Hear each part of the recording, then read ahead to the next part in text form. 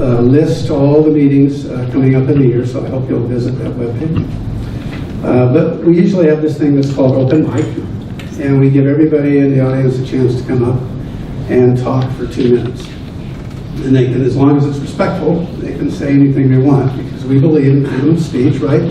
All conservatives believe in freedom of speech, but we all believe in personal accountability. So if you come up and you act like a nutcase, then don't be surprised that somebody calls you a nutcase later, because it might be true, right? It might be true. Or they might get some wisdom, hopefully some wisdom out of our remarks.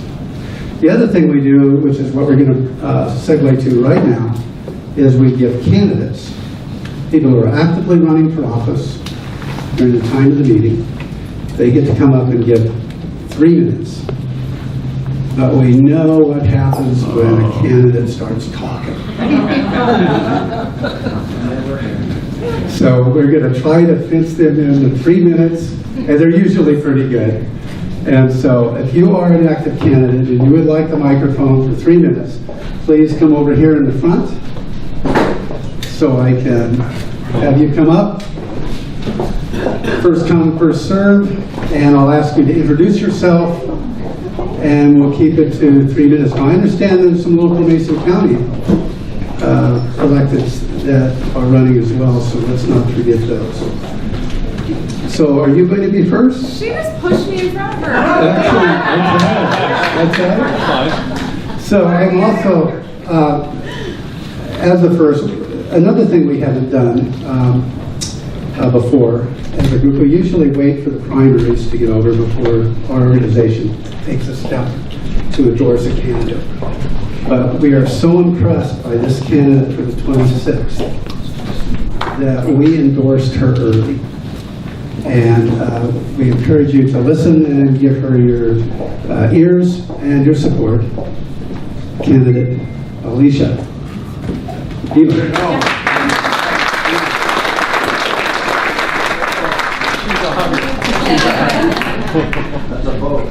I appreciate the Puget Sound Patriots endorsement. Thank you, Johnny. I'm going to get another one. So I got another one in public policy, this time with an emphasis in public administration. And then I was like, well, you know, I could just do one more. So then I got another one in political science, and I'm like, oh, I am a policy nerd. Like, it just fascinates me. So now I'm working on my PhD in public policy with an emphasis in social policy. And I will tell you, this campaigning I got my first C. And then I beat myself up for 2 hours, and then I immediately buckled down, and my next paper was an A in the next one. So I'm doing fine. But, so I'm not a politician in the sense that I'm going to go in there and bend my moral flexibility to suit the needs, part-time, conservative, part-time values. That's not me. It works with progressives. It really doesn't work for me. And I know it doesn't work for Jesse, and he needs someone backing him up, or being an equal and working with him. So, it's time to restore the 26th. It's time to bring back the unflexibility of morals and values, your morals, your values, your integrity, and we can restore that to the second seat, 26. Thank you.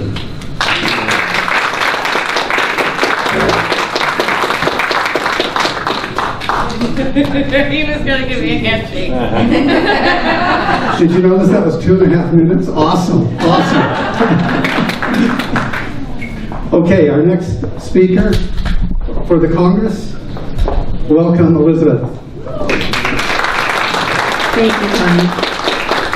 Yeah, I'm Elizabeth Kreiselmeyer, and I'm running in the 6th Congressional District of the U.S. House of Representatives against Derek Kilmer. So yeah, I see a lot of, I hear that a lot. Thank you, we need a change. Derek has been there for 8 years, and he's been, you know, doing what he's been doing, and he was part and parcel of the ship show, charade. How many of you are kind of happy that we're done with that, with the charade of the impeachment is over? So, yeah, I call it the House of Representatives as it's currently configured. Democrat control, Derek Kilmer is very much a part of that, is full of dirty tricks, foul play, and stinking thinking. So I am here as a mom on a mission to clean up the house. And my website is cleanupthehouse.com. You can find me there. And a little bit about me, my background. I, too, am not a professional politician. I've never been a swamp dweller, can proudly say. But I am a mom. But before that, I have a 20-year career in educational research and program evaluation. I have a PhD, summa cum laude, University of Oregon. Spent many years sizing up programs and problems and coming up with solutions and kind of getting things done and done right. So I have a background in researching a wide variety of issues and distilling them down to, what's going on and then solving problems. So this whole effort has felt strangely familiar to me because as I've dug into the problems and looked into Derek Kilmer's voting record and have been aghast as I've done so, it feels familiar that I kind of have that skill set. So I'm bringing that to bear in this race. And part of this job will be to pull the curtain back, as I see it, on Derek Kilmer's actual voting record and results. Because when he's in this district, in this Washington, in the 6th Congressional District, he speaks as a moderate, as somebody who's a nice guy, and kind of two sides of his mouth. He's a moderate in this Washington, and in that Washington, D.C., he's very much a radical. He votes with Nancy Pelosi 100% of the time this session, with Adam Schiff and Maxine Waters 98% of the time, and with AOC and the squad 95% of the time. So what I'm finding is when I go around talking to people, a lot of people don't realize that because he does sound so nice. But how nice is it to vote for killing babies that have survived a botched abortion? He voted against the Infant Born Alive Protection Act, for example. They're just things that he has a very egregious radical voting record. So I see that as my task to pull the curtain back on his record. And I am a mom, so I've been a mom for the last 18 years, very active in my community, in my church, in politics locally. And so I'm bringing all of those skills to bear on this race. And I am a Christian, I'm conservative, constitutional, common sense, committed to results. And just in this context here, I'd share with you that on my brochure that red card you'll find in the back, my logo that I designed for myself is a compass. It's a moral compass. It's a compass because we're off course with Kilmer and the current Congress. And it's a moral compass. I put a cross in the center because that's my moral compass. So, and that is sorely lacking in the House of Representatives today, and particularly in Derek Kilmer and his voting record. So, I'm a mom on a mission to clean up the House. We're going to ditch this 3-year tantrum we've seen from the left, from the media, from the current House of Representatives. And with your help and support, let's give Derek Kilmer a much-needed timeout. Thank you. Go, Mom. Okay, here we go. For those who haven't had the pleasure of meeting, my name is Ted Jackson, and I'm seriously thinking about running for a county commissioner. We haven't had Mr. Netherland declare that he's going to run, but I'm seriously thinking about running against him. So just a little bit about me. 30 years in law enforcement. I started off at Pierce County Prosecutor's Office as an investigator. And then I went to Fish and Wildlife for 23 years. I was a supervisor out here at Kitsap, Mason, and Pierce County. I left Fish and Wildlife and had the opportunity to be an assistant chief at DuPont. Yes, I was there during the train collision. And then I became interim chief. I retired from law enforcement in April. My family and I did some traveling. I did a lot of fishing and hunting, but came back and I wanted to do something for our community that my wife and I have called home for almost 25 years. So I became the United Way Executive Director of Mason County. I'm having fun doing that. There's a lot to learn there. So I'm also a Port Commissioner with the Port of Allen.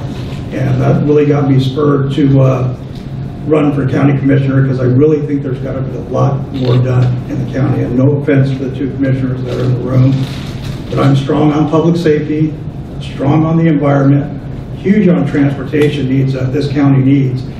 And a big proponent as being in the port is economic development. 2 miles up the road, we got Amazon coming in. Why isn't Mason County benefiting from that? So I don't want to take up your day. Again, Ted Jackson, it's a pleasure to be here. I was just hoping to learn. So thank you very much.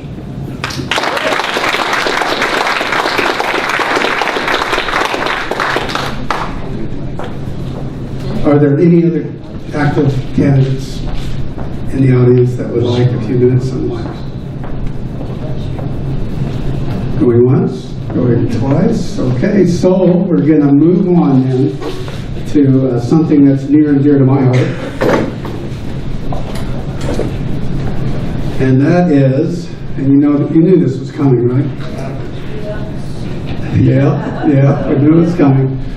The Puget Sound Patriots operate entirely on donations, right? And so I'm asking you up front, before all the other candidates get in your wallet, that we would like a little bit too, if you could help us out. As we continue to reach out to provide programs in Mason, Pierce, and Jefferson County, and of course Kitsap County, we would appreciate your direct support to help us do that. Now, it doesn't say Puget Sound Patriots, the envelope says Kitsap Patriot Tea Party, but this is being the good conservatives and kind of cheap. We're going to use all of these envelopes before we buy new ones. And it's environmentally good, right? So please feel free. I think there's some on your seats. If not, they're on the tables in the back, and there's a little bucket back there. So the next thing I wanted to announce is, how important do you think it is for us to get the youth involved in voting? Very. Right? And so Kitsap County has done an extraordinary job in bringing forward 2 dynamic speakers that are easily focused on it's hard to say youth. I don't know what that means, because I get up and I look at myself in the mirror and I go, I'm not 105, right? So I guess it's relative. But the first thing on deck is Candace Owens at the Roxy Saturday March 13th. And this is sponsored by Kitsap County Republican Party. It's going to be a great event. It's right around the corner, so there's some cards back there on the table if you want to get involved. And we're still looking for sponsors. Still looking for sponsors. Oh, I wonder who that might be, huh? Okay, now the next one, we're also looking for sponsors. Puget Sound Patriots is bringing in Charlie Kirk. And this will be happening in June, so you got plenty of time to put it on your calendar. In fact, I won't do it today, but usually I tell people, get out your smartphone right now, put it on your calendar right now so you don't have an excuse to forget it. Charlie Kirk is going to be with us June 12th and 13th at the Ocean 5 in Gig Harbor. And so these cards are also on one of the back tables, and it's going to be a great event. And we are also looking for sponsors and donations to bring both of these great speakers in, right? It's a big event for West Puget Sound to do this, and we appreciate your support. All right, now for the main event. Actually, I'm not sure there is a main event. Oh, thank you. You want to? No, she doesn't want to say that. Okay, so if you would like the Puget Sound Patriots newsletter, they come out once, twice a month, sometimes with action alerts. There's a sign-up sheet. Just write your first and last name so we can actually read it. Because when I sign my first and last name, nobody can read it. And put your email address printed nicely, and we'll get you signed up. And that way you'll be able to keep track of our events as we sponsor them and moving forward.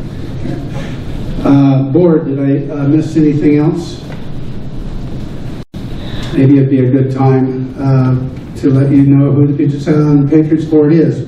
Would you just stand up and kind of move forward a little bit so they can see you? The board, Faye, Chuck, Kelly, our ambassador of fun. Dave in the back on the camera, Marcus in the red shirt. Right, I'm looking around, who am I missing? Sandy is over here, of course, your Belfair rep.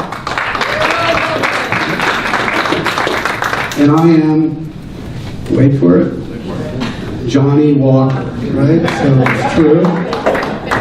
It's true. Okay. So our keynote speech today is, I'm really looking forward to hearing this. I grew up as an independent Baptist, and as you know, we are just guilty from day one. And I tease the board on and off that I'm kind of a backslidden Baptist, but that's just because, I've grown up in the wrong world sometimes. So I'm really looking forward to this. Why is it so hard for our country to have righteous and faithful people in politics? Why is that? I'm hoping to get some insight from our speaker, a prior pastor, prior candidate for office, TV, or not a TV, but a radio talk show host. Speak it, go ahead. And you all know him well. Welcome, please, Marty McClendon.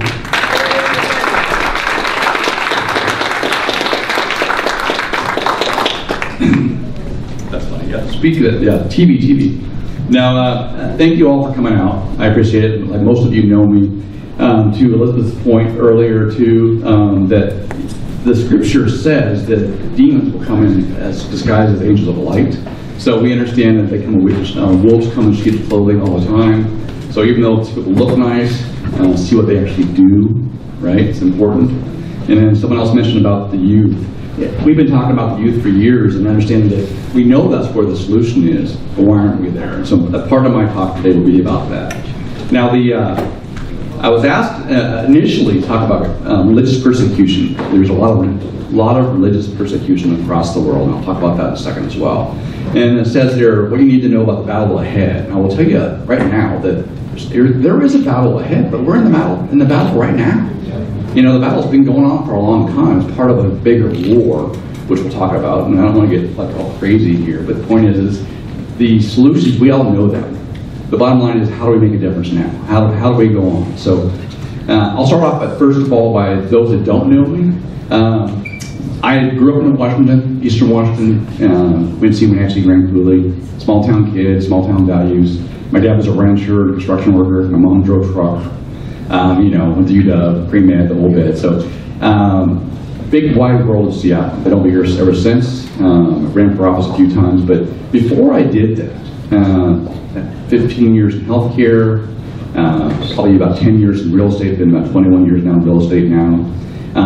Felt called, really felt called to preach. And I got a pastor in Foursquare and Port Orchard, loved being on staff, loved giving the word, loved really understanding that there's people have a calling. God designed them in the mother's womb for a purpose. And how can we get people to engage in their purpose? And then I realized after a while, too, that I really had a call to the political realm. And part of that, and I'll get into this to the talk in a second, but there was a very clear moment in my time where I was praying, and I was a pastor and teaching, and it was one of those things where the story of King David. King David was anointed king long before he was actually king. God pointed him out, a young shepherd boy, said, "You're the one I want, you're a man after my own heart," anointed him king. And then for years, he ran for his life.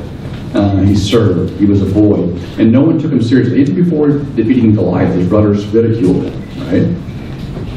It wasn't until the people came and made him king that he was able to restore the temple, or start the process anyway. And it really hit home there. I've been working with pastors around the region here saying we have to pray, we have to get engaged, we have to get involved in politics. And all you hear is, no, we're not supposed to be involved in politics. The church isn't supposed to be able to pray. Well, you're not even praying about the issues that matter here. Why aren't we getting engaged? And some places where you have churches working together, people come on Sunday, come to the week, reaching out to people, you'd have great success. You'd have changes. You'd have people running for office. You'd have local ordinances being changed based on the church's involvement. Other places, they were too busy. I got my thing going on, you do your thing, I'll do our thing.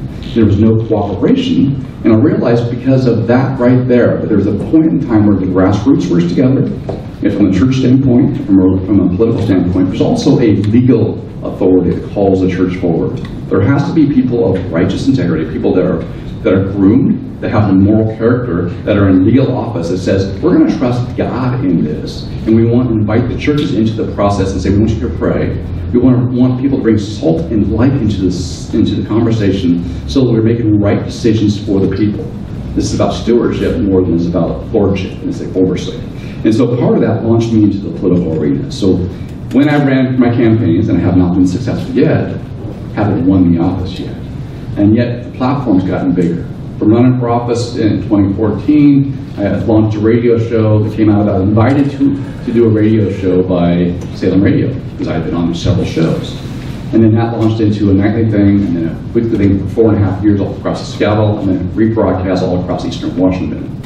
And that's now in our 5.5 years now. Now we are on 13 different stations, and we talk about social and political issues from a Christian perspective.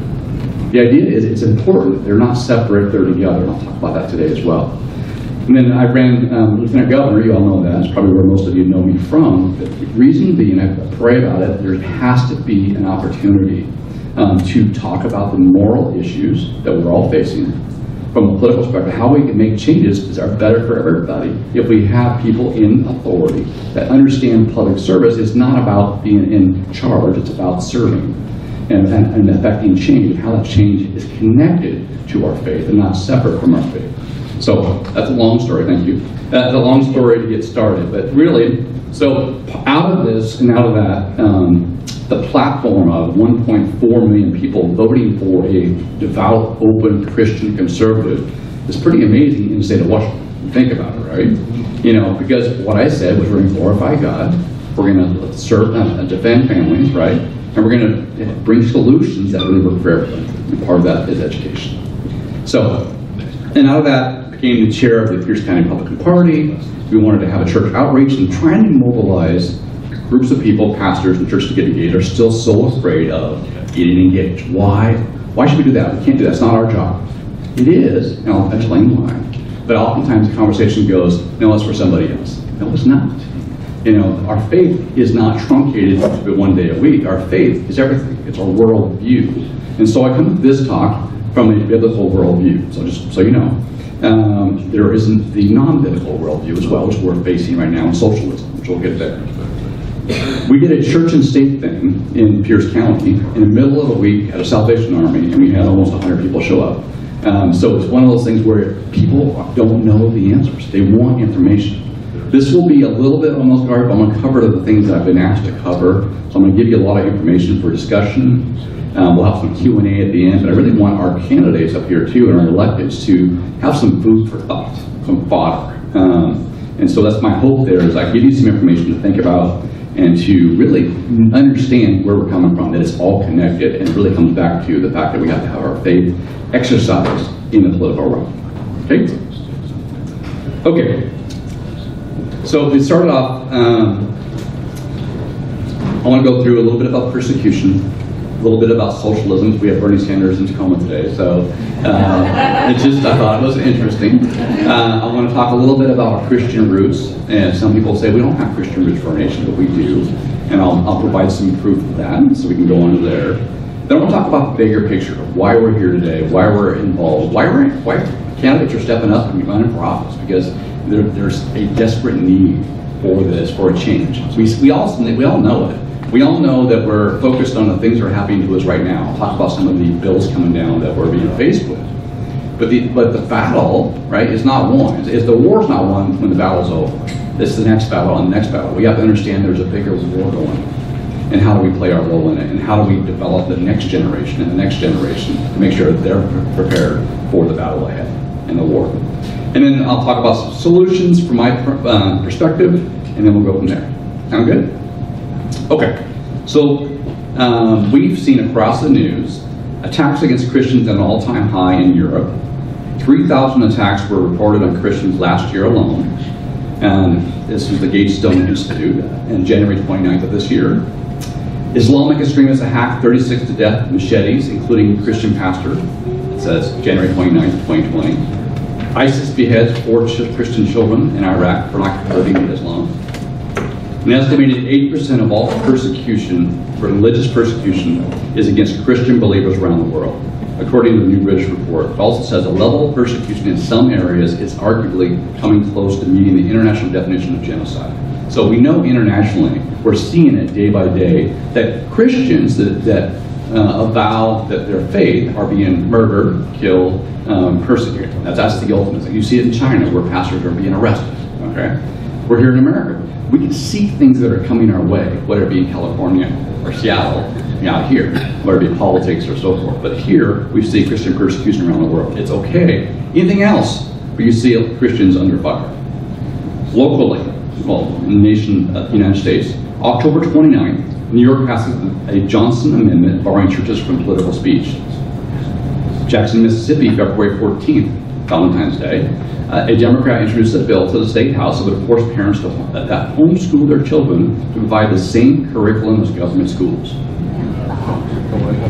In liberal Austin, sorry, kids in the room, anal sex will now be taught to children in grades 3 through 8 as public education becomes pedophilia indoctrination.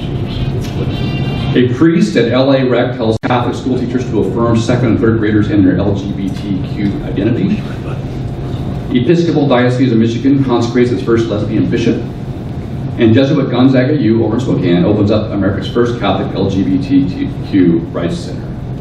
You wouldn't think that these are religious persecution, but they are. If you stand on your faith and these things are an affront to your faith, these are persecution. They're not beheadings, they're not killing us yet, but yet any political speech that happens in the name of Christ is shut down. We know that you can say anything, you can even say God sometimes, but you can't say Jesus, and that is persecution. So, my point to begin with, and the point that you guys should take home to remember is, we are in a spiritual war, and the battles are fought in every arena, which include the church. We've seen the battle in the church, family, business, culture, media, education, especially, and politics.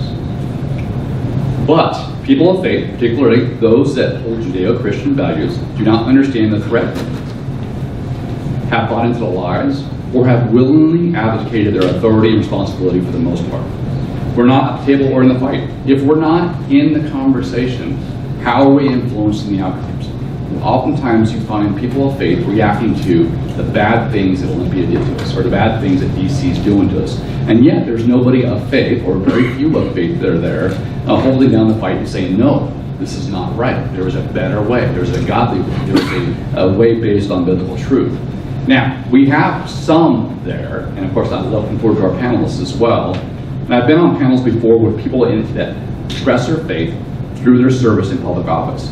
And to a person, they all say, I'm exhausted. I need support. I need more people to back up. I need more people praying, but I need people to actually have my back in Olympia, in DC. So it's one of those things that our job really is to understand that and to get more people like that to go and support them. Public and whatever. Okay. Mark 3:25 said, in the Amplified Bible said, and if a house is divided against itself, that house cannot stand. I say that because we are so divided on the issues. That's by intention. They're all connected. Second Amendment rights are tied to our First Amendment rights, right? Our religious freedom, our way of life, our biblical understanding of things is tied. You increase taxes, it makes it more expensive to live. More expensive to live means both parents have to work, which means the kids are in public schools, right? Or you can afford to send them to a private school or daycare, but that gets expensive because there are more regulations. You increase regulations, you increase taxes, you force parents to advocate their role in the kid's life for raising them, okay? And then you indoctrinate the generations through school, okay? It's all connected, it's all part of a bigger picture, okay? So I'll tell you a story real quick. My 14 years in healthcare, I worked as an anesthesia tech. And I was one of 5 in the state that did what I can do. Back in the day when they can be trained on the job, I want to be a doctor. And anyway, how do you go from doctor to real estate, to politician, to pastor, to radio show host? I don't know, it's just God does that. But the point is I'm there and I'm training others. And there's a machine called a balloon pump, okay? For those that are having open heart surgery, oftentimes they need help with their heart. It's just not strong enough to pump on its own until you get a new vessel. And so what we would do is insert a balloon up through your femoral artery, up into the heart, and it would basically occlude the pressure, build up pressure, and help offload the heart. It sounds very technical, but it really is. And if you timed it wrong, you would actually cause more heart damage. And so you had to insert it right and time it right so you can help offload the heart, assist the heart until you can actually get new vessels in. I say all that because I would teach others how to do it. And all they wanted me to tell them was how to push the buttons. What does it look like? How does it look? How's the time? I go, no, you have to understand why we're doing this. If you don't understand the big picture, you'll never get the small things right. And all too often in politics, we focus on the little things. Oh, they're taking away our gun rights. Oh, they're taking away our First Amendment. Oh, they're all connected. And if we don't see the big picture of what the war is about, we'll keep on winning or losing these battles and it won't matter. We have to have a strategic plan and work together to win the war long term and have the big picture. So part of my job today is to explain the big picture and then how the little parts fit into it. Okay, so there's a thing in Scripture, and obviously I'm a pastor, so I still won't preach to you, but all throughout Scripture it was generational, right? It was Abraham, Isaac, and Jacob, right? There's 3 generations. The political left in this country has been thinking generational for generations, but specifically from the 60s. So that's why the education is so very important. That's why they've driven everything, making it harder so we can get an education, we indoctrinate through high school and to college. That's why they're working on bills now, we'll talk about that in a second too, that actually bring in home visits from the government to your pre-K students.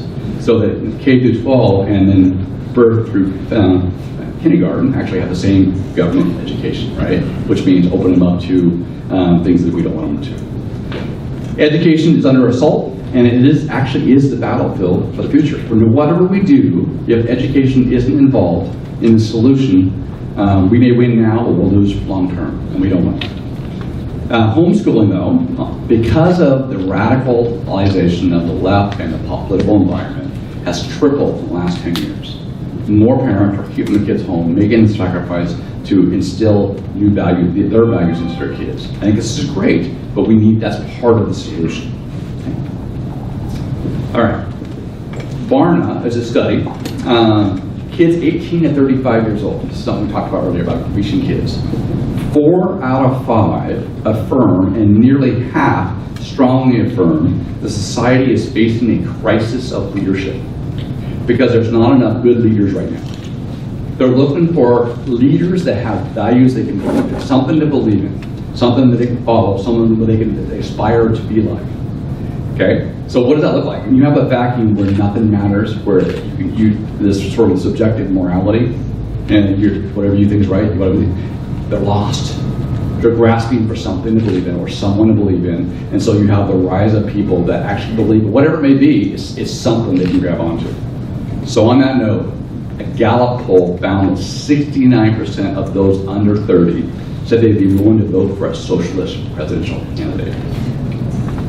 We don't believe in socialism, I'll talk about this in a second, but they clearly believe in something, right? They're presenting a vision and they espouse it. Unless we, as believers, actually can articulate and share how valuable a biblical understanding is and how attractive it is and lead in that way, there's nothing for them to grab onto.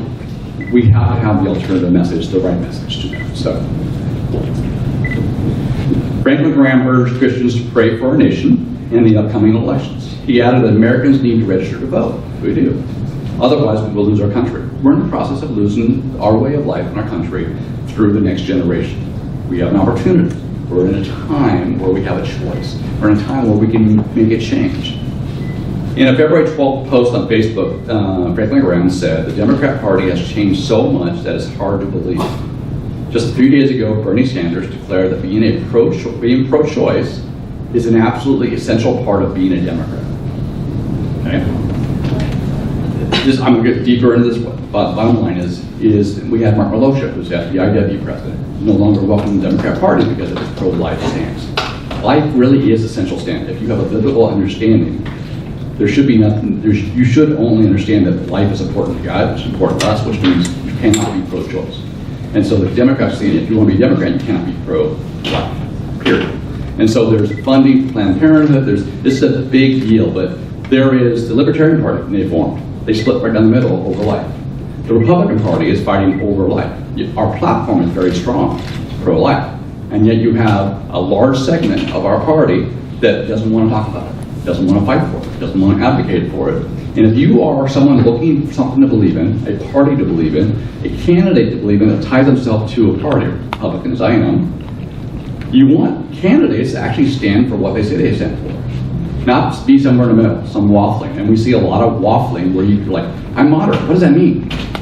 And for me, it means lukewarm. Pick a side. And people have a clear choice. If you are a radical socialist or you are a conservative, you have a choice. But if you're both the same, how do you choose, right? That's where we're at. So that's a little preaching again. So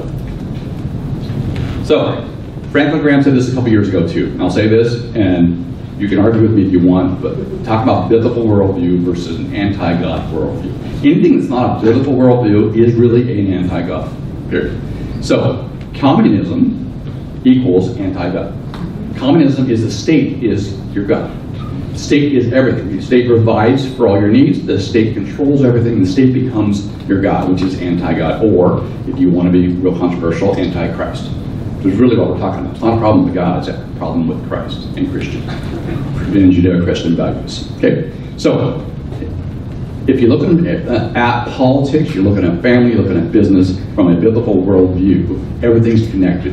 And how do you either submit yourself to God and His ways and His rules, or you do your own, or somebody else's, right? Anything like that is opposed or anti-Christ. So, a little known fact about socialism is that from its beginning, it has sought to destroy marriage and the family. Grove City professor Paul Kinger explains this in detail in his book, Take Down Communists to Progressives. How the left has sabotaged marriage and family. Essentially, what socialism seeks is for the state to replace the family. That way, it can indoctrinate children in this leftist way of thinking and remove from them any notions of God and religion. Okay? Have we not seen this? Friedrich Engels, co-author with Marx of the Communist Manifesto, once wrote that the society he envisioned would be one where the single family ceases to be an economic unit of society. Private housekeeping is transformed into a social industry. The care and education of the children becomes a public affair. Yeah, kindergarten, from birth through kindergarten through high school through college. Today, Bernie Sanders calls for a revolution in child care and for the government to provide early childhood education beginning with children as young as 6 weeks old. And he's a proud supporter of gay marriage, what Kinger calls communism's Trojan horse to secure the final takedown of traditional marriage. Say, we've been fighting marriage. And as Christians, as believers, we say, that's terrible. We'll respond to a referendum about marriage. We'll respond to a referendum about education, not realizing it's all connected. And if we aren't seeing how this is a piece, and how the plan has been in place, and how they're implementing a plan ongoing. Okay, I talked about life's central issue. When Jesus was a baby, Satan prompted the government to murder babies. New government, same old demons, right? Socialism is, some people, some on the left, some on the political left, some Christians say socialism is Christian. Okay? Socialism is based on a materialistic worldview.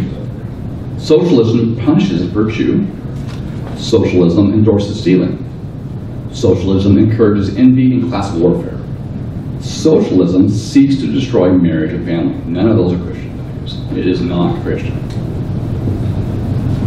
The Council of American Islamic Relations, CARE, in our state, very powerful, well funded, recently held its 25th annual gala in Washington, D.C. During the event, the organization's co-founder and executive director, Nihad Awad, told the crowd, I'm telling you tonight, we're going to work the next years to install, God willing, to elect at least 30 Muslims in Congress. CARE is listed as a terrorist organization by the United Arab Emirates, as well as other Muslim Brotherhood organizations. Bottom line is, we had Ilhan Omar came to Bellevue for a Muslim power event. Okay? Political correctness allows for the elevation and celebration of all different faiths except for Christianity, right? Okay. All right, so a little history here. Democrat Party is the party of slavery and Jim Crow.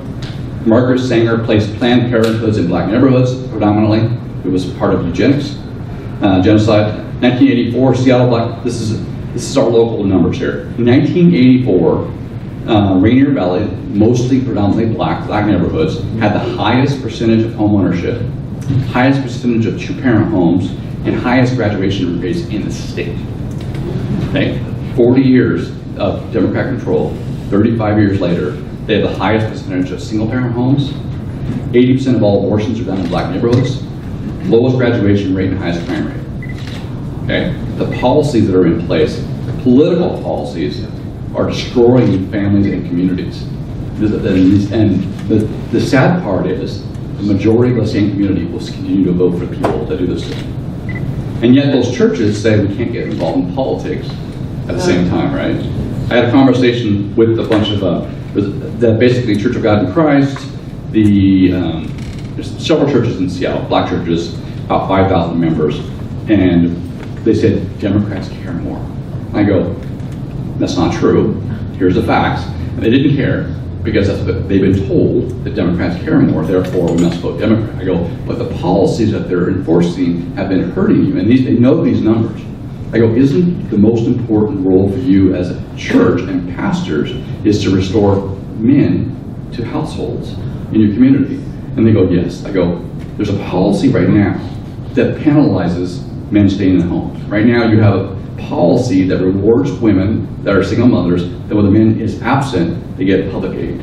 So you need to reward good, strong fatherhood and parents and penalize bad parents and single parent homes. And because you can do that, go, it's a political policy. You change the policy, you affect community. They go, wow, we had no idea. Part of this is communication, but really understanding the root need is restoring families. Okay, this is the war between good and evil. We've heard the axis of evil and stuff, but really, between freedom and slavery. The more peace we give up or accept, we give up more of our freedom. Right and wrong, every institution that honors God is being systematically destroyed. If you don't believe me, think about family, right? Divorce rates, probably the highest it's been across the country, even in the church. Marriage has been redefined. Life is threatened. We have more young people now believing in pro-life, which is great because more information is available. But the point is it's atrocity that we don't value life the way we should.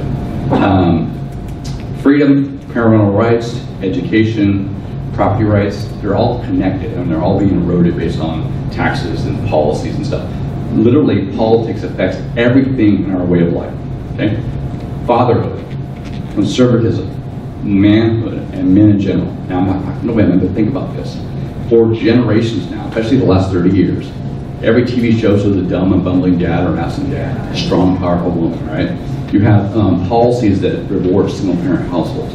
You have this idea here that somehow toxic masculinity is bad. No, it's not. We need a strong male role model in every household. It's important. The numbers bear it out. Kids are much better off economically, educationally. In fact, IQ levels are higher when a father's involved in the home. The numbers are staggering across the book. When it comes to religion, when it comes to faith, when it comes to Christianity, if a mother brings her daughter or son to church, about 50% of the time they stay within the faith. Okay? If a mother and father is comprised about 65%, a friend around the same time. A father brings their son or daughter to church, 85% of the time they'll stick with the faith. It's that important. The role of a father, whether there or not, is huge. And mothers are great too. I'm trying to figure out who they are, but this idea, the attack on man, attack on the father, attack on this role of the traditional family is really essential. And we have to fight back. Larry Elder said the number one problem is absent fathers in single parent homes. Data proves it out. Liberal, left, socialist, so we have a trifecta or more. Who is our enemy? We always have to know that, right? The enemy is those that propose a non-biblical worldview, those that want to destroy our way of life, those that really, as America, and I'll get to that in a second, really what our founding roots are and why we're so successful and why we have so much freedom, is what's working against that. So you have the liberal left, socialists, radical Islamics, right, the policy, LGBTQ, and the mainstream media. Why are they working together for the same things, right?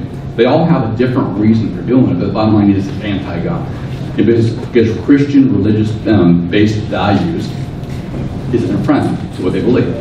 You have to be, the biblical word that's conviction, what's supposed to do. And so if you don't like it, either you change, right, or you reject it. And what we're doing, we're seeing a rejection of the word. But now, what has happened in the process? We've been separated by class, race, sex, political ideology. And of course, the number one target is white, Christian, conservative, Republicans, males, right, across the board, and females. But so locally, you all know Joe Kennedy, right, fighting for in Supreme Court again. Of course, right to pray, right? Gig Harbor had the fight over the nativity scene, you know, that the right to keep it up. There are local issues that really matter, but it's not just that one thing, it's the bigger picture, how it's all connected. Each one of these things are being attacked to undermine our core values. So you guys, House Bill 2184 to sign, comprehensive sex bill.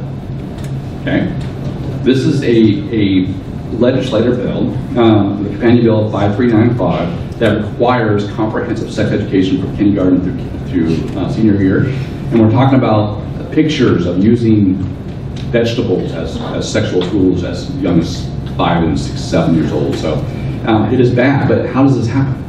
Okay, we don't have the majority.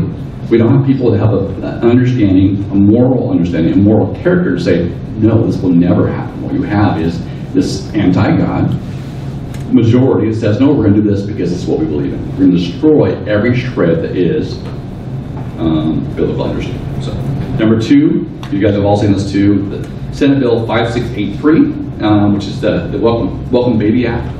This is the one that did not pass, thank God. It came back last year and failed, came back this year and failed. Doesn't mean it won't come back next year. This is the long-term one. This is the one where they'll have government employees knock on your door when you have a baby, inspect your home to make sure your baby's well. And part of their survey is, did there any guns in the house? Any Bibles in the house? This is big government. This is scary stuff. This is our local legislators right now trying to pass this in Washington State. Okay? Not only is that an attack on your political values, this is an attack on family. Families, again, making government family. So, be aware. Yes, Peggy. But Pierce County Council actually passed it in our county. Yeah, and they passed. So it doesn't matter what happens at the state level anymore, it's done at the county. And they passed that in our county last year. Bottom line, too, is be looking at this, and what we'll see is a trial balloon. Washington State is used on a regular basis to try out bad policy. If it flies here, it goes national. It's fertile for that. Same thing for local municipalities, whether it be Mason County, Kitsap County, whatever. Be watching your local councils, that kind of stuff. They bring stuff up like this. It's something they're trying out to see if it will fly in a local jurisdiction and then go statewide. All right, in the last week, guys, for this little talk, a 15-year-old Trump supporter was attacked. A Republican voter registration booth was run over. The California GOP headquarters was vandalized. A 50-year-old man was punched after just being mistaken for a Trump supporter. And the media has been silent, right? It's Charlie Kirk, which is your guest for the event. It's in the news. Bottom line is now, because this the moral fabric has been eroded so much, that our families have been eroded so much, you have the idea of violence being okay if it's against hatred speech, against Christian speech, against conservative speech. So crazy. So in the meat of this stuff too, we always hear there's a separation between church and state. Part of the reason we do the church and state events is to show that that is not true. It's never been true. The idea is a way to silence the church, to silence those people of faith, say, no, we do that separate. It's separate. No, it's not. It is included. The separation of church and state is a metaphor more than anything. It was a letter from Thomas Jefferson to the Danbury Baptists saying that the federal government will never create a federal church. Okay? You can create your own churches. Okay? So the idea was never about the church not being involved in government. It was about government not being involved in church. Church should have the autonomy. The Revolutionary War had the church, the pastors, the Blackbird Regiment was the source of information. Political, business, freedom, the whole bit. In fact, part of the revolution itself. The Constitution states, Congress shall make no law respecting an establishment of religion or prohibiting the free exercise thereof. Both the free exercise clause and the establishment clause place restrictions on government concerning laws that pass or interfering with religion. No restrictions are placed on religions except perhaps that a religious denomination cannot become the state religion. Okay? So, the question I have for you is, was our nation founded on Judeo-Christian values? Yes. Okay? Without a doubt. Yeah. And yet we hear that, no, it wasn't true. They're a bunch of deists, right? And yet, what we leave, paint this picture real quick. When we left, our founding fathers left England, what we had was a king who owned everything, And land was given out based on nobility, name, family, whatever. There was a caste system in place. There was the Anglican Church, and so the king was clearly God in the church, representing God in the church, so that you had to worship the king. So your faith and your property all belonged to the king. So you owned nothing. And so when we came to America, part of the establishment of the thing, they wanted to worship freely. So in order to worship freely, you had to be a free person, right? Freely give yourself, you have to be free. And also to be a free person, you have to be able to own property, ownership, right? And to own property, you have to be able to protect it from a tyrannical government, which means your Second Amendment. This is where these founding principles come from, understanding, and through our Declaration and through our Constitution, understanding that every one of our rights come from God, and then government is put together to protect those rights, not to give them or take them away. That's a biblical worldview of the American foundation. Versus the non-biblical worldview says, no, the government created, they can take them away and give them as they see fit. That's not true. So, our Declaration of Independence says, we hold these truths to be self-evident, that all men are created equal, that they are endowed by their Creator with certain inalienable rights, that among these are life, liberty, and the pursuit of happiness. That to secure these rights, governments are instituted among men, deriving their just powers from the consent of the governed. The preamble of our Washington State Constitution says, we the people of the state of Washington, grateful to the supreme ruler of the universe, for our liberties do ordain this Constitution. John Adams says, our Constitution was made only for a moral and religious people. It is wholly inadequate to the government of any other. And you wonder where we're at now when you think the Constitution is a piece of paper. Without the moral foundation, it doesn't do any good. It isn't any good. Noah Webster, one of the founding fathers, said the Bible is the chief moral cause of all that is good and the best corrector of all that is evil, and the only book that can serve as an infallible guide to the future. Listen. John Jay, unto him who is authorized, who's the author and the giver of all good, I render sincere and humble thanks for his manifold and unmerited blessings, and especially for our redemption and salvation by his beloved Son. Eldridge Gary, another founding forefather.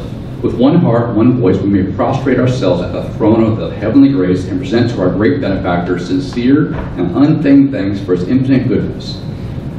Harry Truman. At this Christmas time, we should renew our faith in God. We celebrate the hour in which God came to man. It is fitting that we should turn to him. In Samuel Adams. I conceive we cannot better express ourselves than by humbly supplicating to the supreme ruler of the world. And then George Washington. And John Adams says on March 4th, 1797, and may that being who is supreme over all, the patron of order, the foundation of justice, and the protector in all the ages of the world of virtuous liberty, continue his blessing upon this nation, its government, and give it all to possible success and duration, consistent with the ends of his providence. And I have a bunch more, but all right. When the first 13 colonies were founded, the Maryland, New York, North Carolina, South Carolina, and Virginia were all the Church of England Anglican, okay, by their charter. In Connecticut, Massachusetts, and New Hampshire, they were Puritan. In Delaware, Georgia, New Jersey, Pennsylvania, and Rhode Island, they had no official church. But even those colonies without a state-supported church were Christian by charter. Some examples of the colonies mandated religious activities in their charter. Bottom line is, many of them said, if you have to be a Christian, and you have to be proven to be a Christian to hold office, because the moral character to hold office was so paramount. So with examples of that, the colonial governor of Virginia in 1617 declared it a crime not to go to church on Sundays and holidays. Connecticut colony charter in 1662 called for all residents to have the knowledge and obedience of the one true God and Savior of mankind and the Christian faith. The Charter of Rhode Island, 1663, called for residents to pursue the holy Christian faith and worship. New York's Charter of Liberties and Privileges in 1683 dictated that anyone professing faith in God by Jesus Christ will not be punished for any difference in opinion. In other words, all Christian denominations were free to practice in New York. Charter of Delaware 1701, all persons who also profess to believe in Jesus Christ, the Savior of the world, shall be capable, notwithstanding their other persuasion and practice in point of conscience and religion, to serve the government in any capacity, both legislatively and executively. The majority of the 13 colonies wrote religious restrictions in their state constitutions. Most restrictions applied to office holders in state governments requiring a belief in Protestant Christianity. Maryland State Constitution, Article 33 in 1776 stated that it is the duty of every man to worship God in such a manner as he thinks most acceptable to him. All persons professing the Christian religion are equally entitled to protection and religious liberty.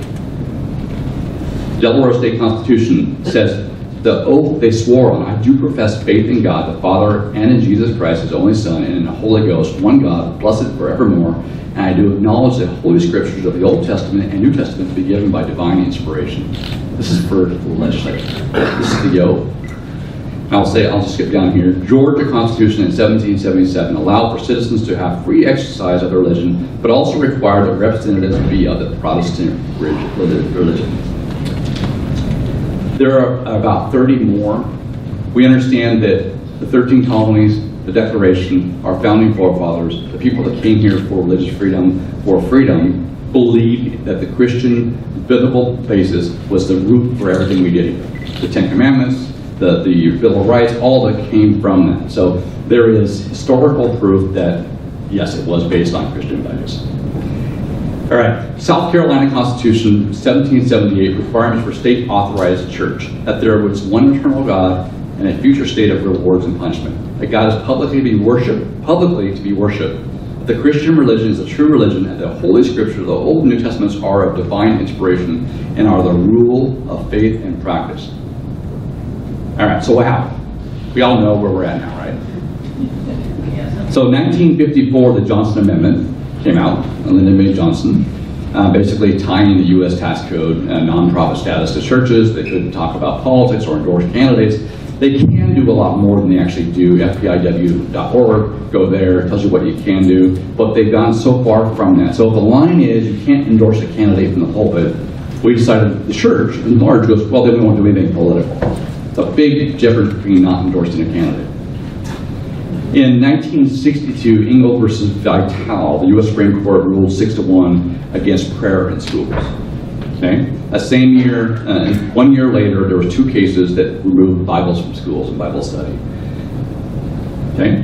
Then in 1973, 10 years later, Roe v. Wade.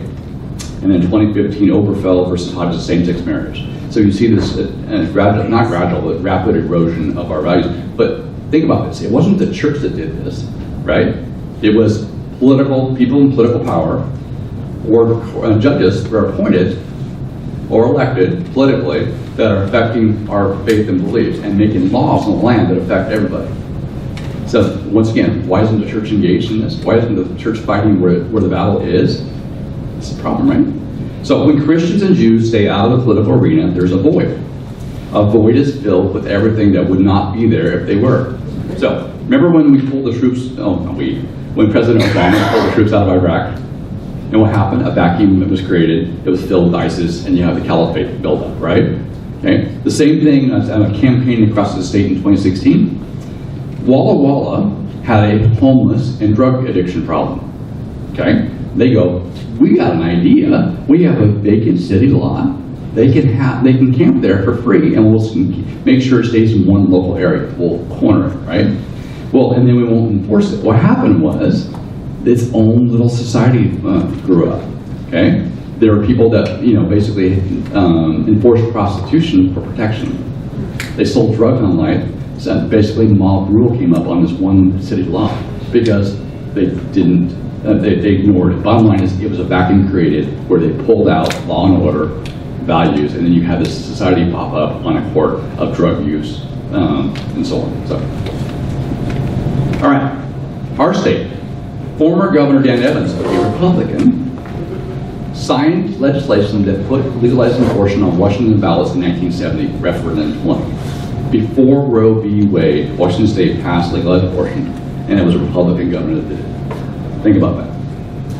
2012, same-sex couple marriage was Illegal here before it was nationally.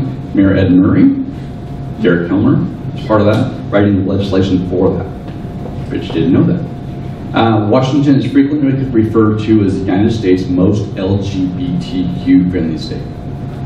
Interesting. In 2012, Washington and Colorado became the first two states to pass laws taxing and regulating marijuana. We've seen that now, okay? Whether you're for or against it, think about this. From a biblical perspective, from a pastor's perspective, witchcraft in the Old Testament, what was witchcraft? It was pharmakia, drugs. It was a child sacrifice, and it was basically sexual sin, okay?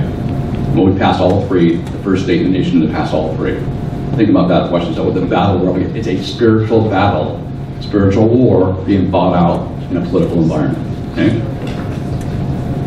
Destroying what we would expect. So, just last Tuesday and Wednesday, in Texas, they were trying to pass a bill to ban late-term abortions. Okay, once again, life's important, right? This is beyond, I think it's 28 weeks, whatever it was. It was like a long, late in the cycle, banning. The Democrats pushed back and defeated this bill.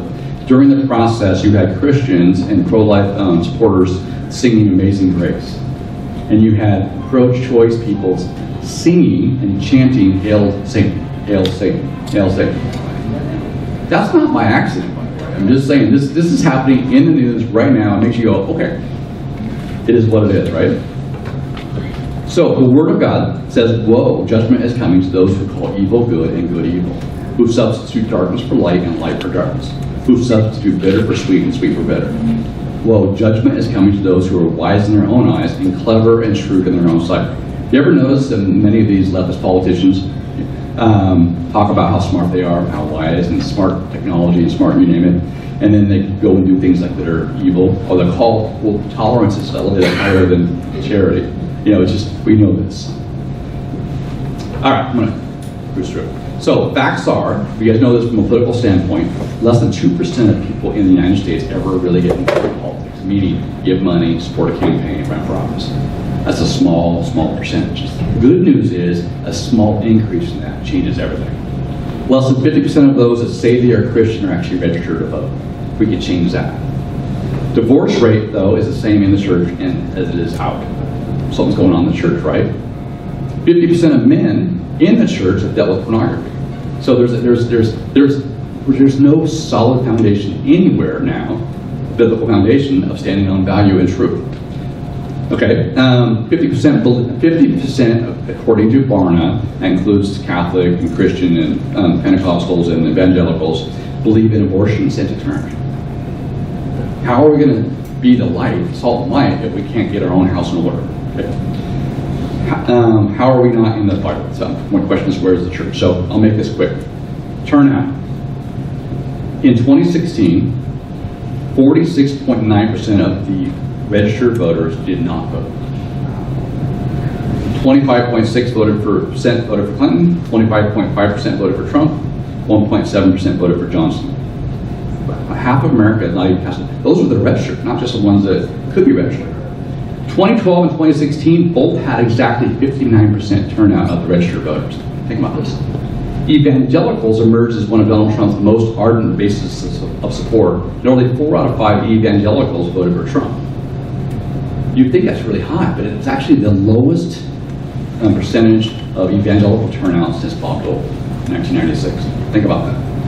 Barna's survey also revealed that Protestants gave Trump 58% of their votes and Clinton received only 36%. Catholics split their vote 48 for each one of them.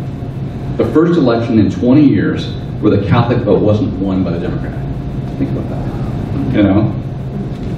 The highest turnout among evangelicals at 61% was slightly higher in the Trump election versus the Romney election, but really the total number of votes was less in 2016 for Trump than it was for Romney, which is amazing to me. So there's a declining number of Christians voting, and so it's really scary when you think about all the things we're up against. And so part of this thing is really encouraging people of faith to say that it's not segmented, you have to get engaged. All right. When considering the absolute number of votes produced by each faith segment, the influence of each group changes substantially. Evangelicals provided 10 million votes, non-evangelicals, born-again voters produce 33 million votes, and notional Christians will deliver 58 million votes. It's crazy. Since I'm running out of time here. So yesterday, at the Daytona 500, our president flew the plane in through the monster, was awesome. But he ended his speech saying it's about God, family, and country, right? We hear that, it's not a slogan. It is really the order it has to be in. Unless we put God back where God belongs, first place, all the rest is destroyed. And we understand that it was okay. Country's changing, families are being eroded, God was removed first, right? You got to put him back first. That's the order and the way. So, solutions to this problem. We all know this. Seek God and put God first. Enter, occupy, and hold positions of authority in every sphere of influence, including politics. We've got to engage with people of belief and moral integrity. We have to register Christians to vote. That means everybody as Christians as well, but a small percentage of increase of people that aren't registered and actually have a meeting to register will change elections locally and nationally. Educate, equip, and mobilize people of faith to vote, to volunteer, donate, and run for office like they are, and give them help. Collaborate with others. It's something we do. I talked about this earlier. It's all connected. When we see a Second Amendment rally, and maybe you're not into Second Amendment, but you're into First Amendment, you should go support the Second Amendment rally because it's connected, right? We're stronger together. If we align our forces, we are much stronger, and we make a big effect. Think generationally. Develop the next generation of leaders. Really, really important. Our battlefield really is in education. And we've got to do a better job of getting involved in it. Either pulling our kids out, giving them choice, you name it. We have to have a long-term plan. And this is something Matt Shade said the other day. We have to play offense. We can never win the battle playing defense. We're not called to play defense. We're called to bring salt and light. We're called to bring the offense. We're called to bring solutions. We cannot bring solutions and be at the table unless we're at the table. It's important.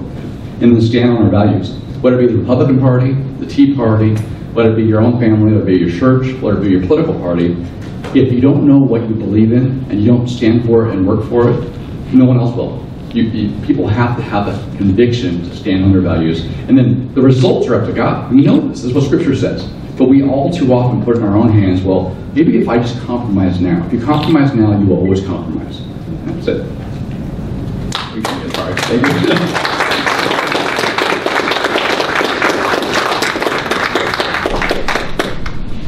I'll end with this. We have internal battles we have to deal with, but the bottom line is our party, the Republican Party, needs to find its way. We need to start on our values. And I'll leave you with this. The scripture verse that I was given in my heart of hearts when I ran for lieutenant governor and when I run again sometime in the future, but I know I'm still called to it, called to have a platform to preach it, is Joshua 1:9. Okay? Have I not commanded you to be strong and courageous? Do not be frightened and do not be dismayed, for the Lord your God is with you wherever you go. If we stand on his word, if we're courageous, if we're bold enough, the next generation will be inspired to follow us. They're looking for people of all, looking for leaders to believe in. They're looking for something they can carry on and give to their next generation. They can see the success, they're not tied to anything. We need to show them how it's all tied to a biblical understanding, a biblical world. God. Time for a couple of questions. If you have a question, raise your hand. I'll give you the mic. And we just ask that you make your question precise. Who's got a question? Oh, come on. I know folks talk. Okay. Marty, why aren't you called to run again? I am. It's just a matter of when. I actually thought I'd be running this year. But it's one of those things where I've learned over time that unless I get a clear yes, I'm not doing it. So, and so it's not now, but it will be soon. So. You really need to do it this year. And maybe it's why I need, who knows. But there are some things in my life, and part of it, because I have a biblical worldview, because I believe God called me to this, because I believe I can inspire other people in next generations to step forward, encourage other candidates to do so as well. The radio station's done a great job talking to people, believing that every person in the room, every person that we talk to, has a God-given assignment. that whatever they have, the experience they've had, the trials they've had, the whatever, what they have is valuable and no one else can bring to the table, so step out into your community and serve your community. So I agree, part of this too. Part of this is obedience for me too. There's some things that I'm working on. We're losing weight, working on that type of stuff, so. It's really Can you about, ask all the questions? Yes. Come on. it's about timing, so. Johnny, did you see the National Governors Association speech by Secretary of State Mike Pompeo 1 week ago? I did not. Do it, Okay. and then do it. Okay, we have a couple of other questions, Thank you. and I'm going to pass the mic over. In your opinion, the apathy of people that don't vote, what would be some strategies to get them to vote? Part of it is if we can, there's all kinds of classes, or people show up to meetings like this even and think, oh, I did something. Well, you got information. You know, what do you do with it? And really it's putting movement to the information. People like to see small successes, and I think part of it is tying to what they really value and how this actually relates to it. Like talking to that pastor, I said, you have a problem with single parent homes. This can be fixed politically by changing the policy. And then you go, oh, okay, now we'll listen to you. So there's got to be a way to connect with them on what's important to them, their kids, their next generation, and then how that matters, and how small differences. Now the home visit bill that died last year, and you know how many people it took to stop that? 3 people. 3 people working together, organizing people to show up. So it doesn't take a lot of it, it takes a focus. And so if you show them small successes, campaign issues, whatever, it really helps. But I will say this, we also, that courageous thing is really important for all of us, because in schools, and the last time I ran, they are openly anti-Republic, anti-conservative, anti-whatever. They'll have political speech on the wall, that's, you name it. They played anti-Marty ads in my daughter's classroom. And my daughter complained, they shut it down. But the point is, they were playing the opponent's ads against me in the school. I go, that is not even right, but it happens. So we've got to be more proactive and on the offensive, saying, no, we actually have what's best in mind for our people going forward. A question over here. Marty, I think your program was, and presentation was wonderful, and it had a lot of really awesome information. So have you ever considered, with that being said, to create for us, some maybe 2 or 3 different flyers with your bullet points, and you know, so that we can have them at our tea party meetings, at our tea party tables, and even maybe possibly heads of the mountain when we're door pointing when we're meeting people. You'll know when this person is ready for this. Let me hand you this flyer. You know, and so it's just, you know, it's listening, like you said, but I think that I would love to have that from you. I'd be happy to share the slides with all of you. So Peggy, Johnny, CQ, and Johnny. And then, of course, anything like that, it's part of this is education, but really part of it is when you, I'll make this quick. A friend of mine, a lay pastor that served in the Foursquare, fireman by trade, whatever, he said, I have an idea. I go, what's your idea? And he goes, we should have church at the park. I go, what do you mean? He goes, on Sunday, everybody close their doors, they all meet at the park.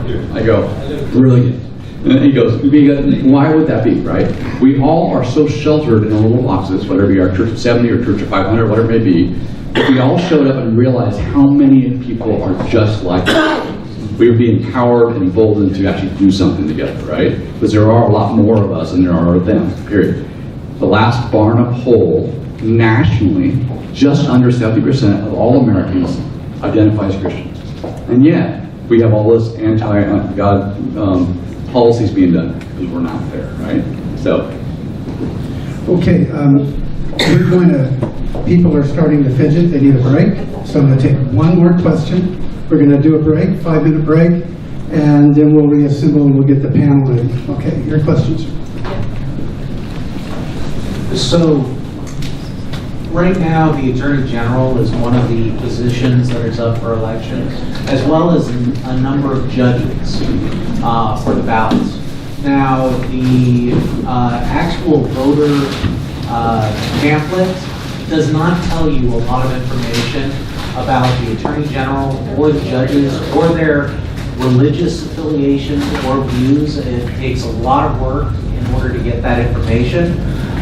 What is something that we can do in order to get that information out to the voters so that they can actually know what they're actually voting for? The Attorney General, thank you for the question, by the way. We know Bob Ferguson is not. All his activities of suing the president, going after religious liberty, going after the floors, we know where he stands. But you're right. You have 200 to 300 words, depending on which office you're running for, to state your case. A lot of it, and not all of us have time to go see these campaigns, and see their stump speeches and so forth, and ask questions. It's hard. The judges are completely crazy because you don't know, unless you know them personally, they can't talk about which way they rule, whatever. We had 3 conservative Christian judge candidates for Supreme Court in 2016. That was rare because they were open about their faith. None of them got more than 30%. It was crazy, but we really need to recruit people of faith that are attorneys or judges or whatever that before and promote them. And that's part of us is that they can't say necessarily unless we know them personally. So we really need to go out and recruit them. Ladies and gentlemen, Marty McClendon. Please take a 5-minute break while we reset. Thank you so much for your patience. Glad you're here.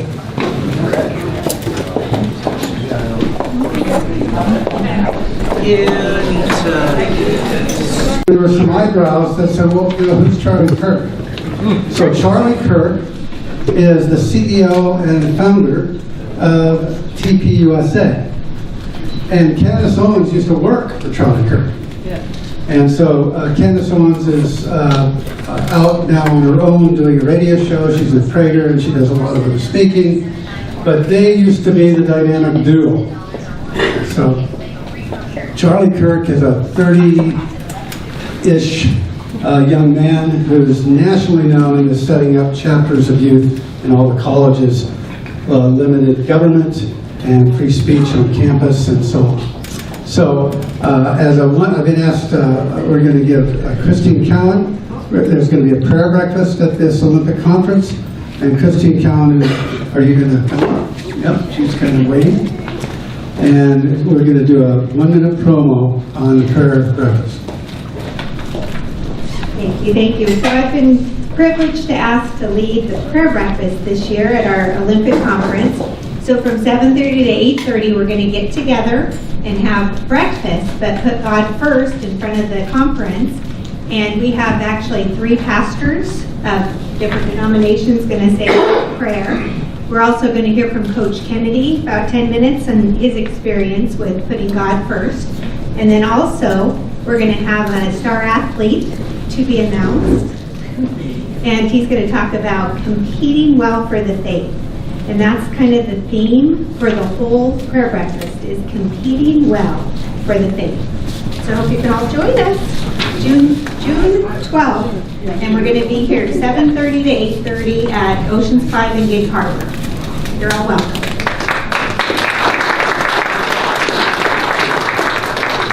So now it's my privilege to introduce our moderator for the panelists, who will introduce the panelists. Somebody you know well, or you should know well, the chairman of Mason County Republicans. Phil, would you come forward?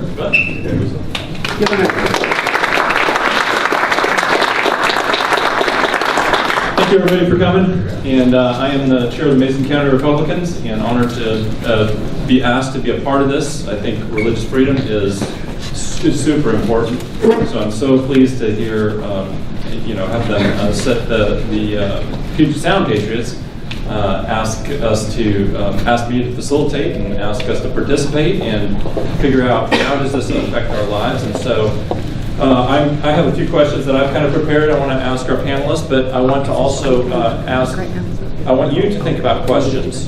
Where is it that your concerns are with religious freedom? And we do have 3 panelists. And did we get the heater turned on for their seats? No, that doesn't happen yet. Okay. And so they are on the hot seat, and ask them the tough questions. And if they don't have their diapers on, then maybe they'll go to the So anyway, with that, I would like to just start. I guess my first question, if it's okay with you, and I didn't send this one to you, but I just wondered if each of you would share kind of your own faith perspective, just so people kind of know where you're at. And I think I was asked to say to use the microphone for the people who don't hear, not for us to interject, right? Is that working, or do you need to use this one? Here, one on. Hi, good afternoon. Kevin Shutty, Mason County Commissioner, and just appreciate the opportunity to be here with everybody this afternoon, and welcome everybody to Belfair and Mason County. It's great to see such a good turnout on a holiday weekend, on a holiday here, and so we just appreciate everybody coming out. And of course, great to have Phil moderating this panel on an important issue. So a little bit about me. I am a cradle Catholic, and so I've grown up in the Catholic faith. Some of the things that was interesting that Marty was mentioning in his talk when it comes to some of the things that are happening in parts of the church.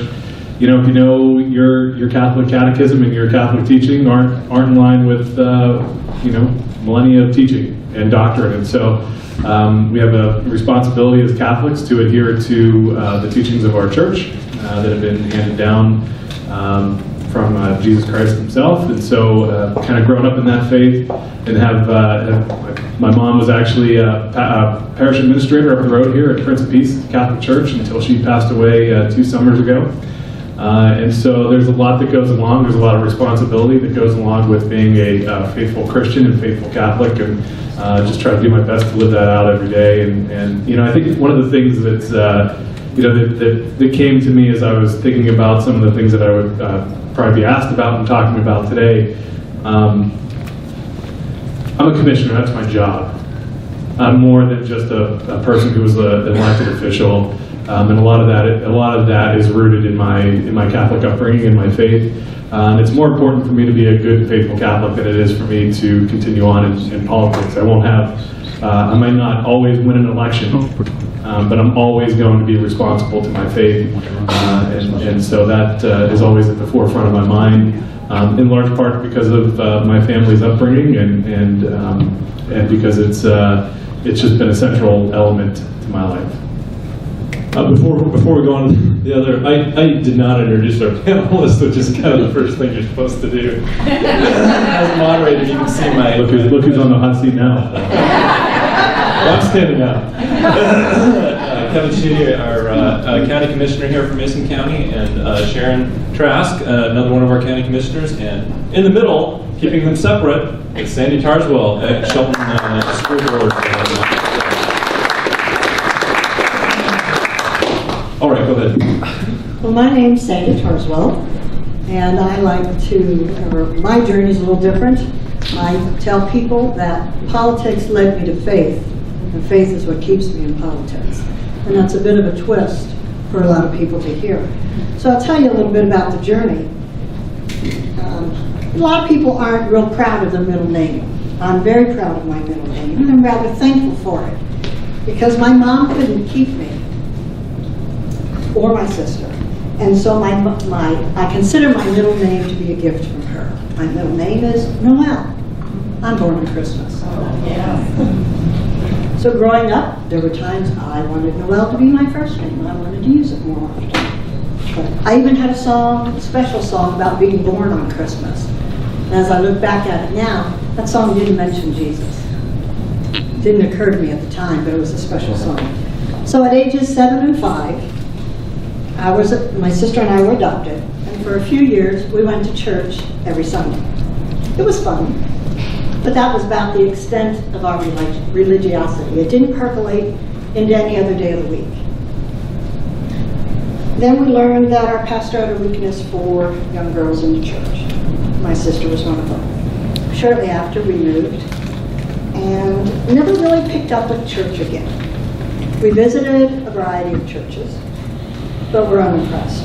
In high school, I fell in love with sciences, and I couldn't really fit the biblical story of creation and a lot of the holdings of the Bible into the sciences. My best friend in high school was in love with the preacher's son, and I played devil's advocate a lot to took the agnostic and the atheist point of view. And she was ill-equipped to defend her faith, but she was steadfast. Eventually, after having kids, I decided that my kids should at least have some exposure to religion so that they could eventually make up their own minds. I tried giving Jesus center stage for Christmas, downplay Santa Claus. By this time, we lived in a Mormon community, and our family could definitely see the pros, but we could also see cons to Mormonism. But it didn't lead to faith. God was still mostly this being that created the world and then, I don't know, went somewhere. I wasn't really sure where God fit. But I was pretty sure that being good was probably good enough. Then my husband and I moved to Washington, and we became active in politics. And our politics were steeped in history. And I found that I appreciated history so much more as an adult than I did in high school. And I remember in particular listening to David Barton from Wall Builders. And he would bring up points and say that comes from the Bible. No, it didn't. And then David Barton, he always gives the chapters and verse. He go look it up. It's like, well, I'll be darned. Have to think about that. So happened again and again. And after about third, fourth, fifth time, I thought, I think I better read this book. There's a lot more here than I ever gave it credit for. So I read the book, and I didn't understand a whole lot of it. I thought I need somebody's help to understand it. Came across Dennis Prager, listened to a lot of his discussions, eventually went through his Genesis study. That was very enlightening. That was a real turning point for me. Things finally clicked. Things finally made sense. We jumped into apologetics, Bible studies of all kinds, lots of discussions. And while there's still plenty I don't understand in the Bible, I can say that I do have faith and that I understand why I believe. And that's why I can say that politics led me to faith. And faith is what keeps me in there, because there's times when inwardly, as Marty mentioned, you may tire, you may question, you may wonder, what am I doing? But then I hear a song on Christian radio. I listen to a Bible study. We have some discussion. We go see some movie, and all of a sudden, I'm renewed again. And so that's why I stand.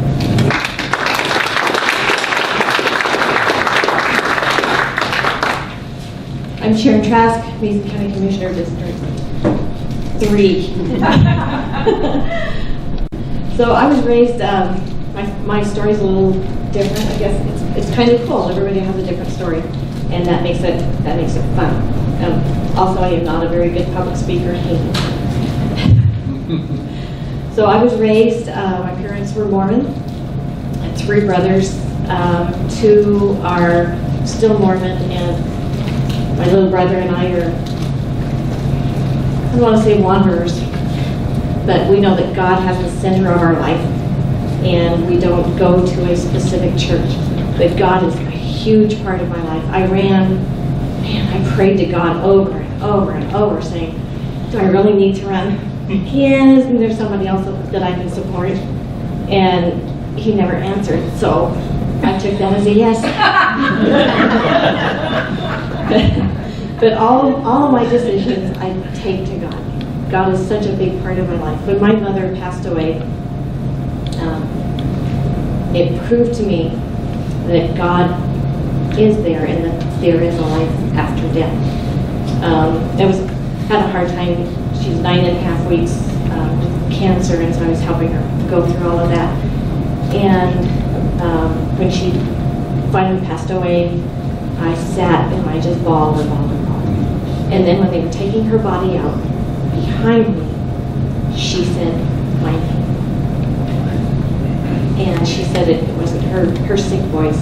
It was the voice that I grew up with. I know that there's a God. And God is all around us. And if I continue on, I'll probably cry.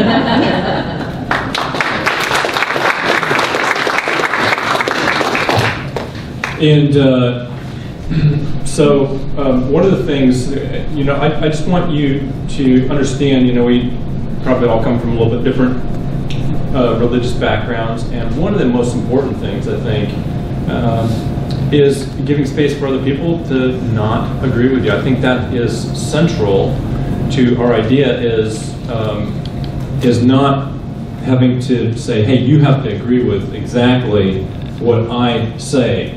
In fact, I did have a vice chair that tried to have me removed from the Republican Party for that very thing, because she said, well, you're trying to make everybody believe what you believe, as if I had power to do that sort of thing. I said, well, I'd love everybody to believe what I believe, but I'd actually have to make a case. I don't believe in forcing people to believe what I believe. I want to make make a reasonable case for what you believe and argue for it. And if there's things that we can do that with, let's do it. Why not? We should want to come to the truth. Religious liberty has been under attack. In the last administration, there was this idea of right to worship. Anybody hear about the right to worship? And so it seemed like that was going to be, your Sunday morning you had religious liberty if you're in your church, and that was kind of the idea behind that. But why would you let that affect your life? And so obviously there's been a long history of conflict. I think the 30 Years' War was basically a religious war, where a lot of the ideas of our religious freedom that came to be embodied in our country come out of. I'm just maybe take a minute each just to give your thoughts on what is religious liberty.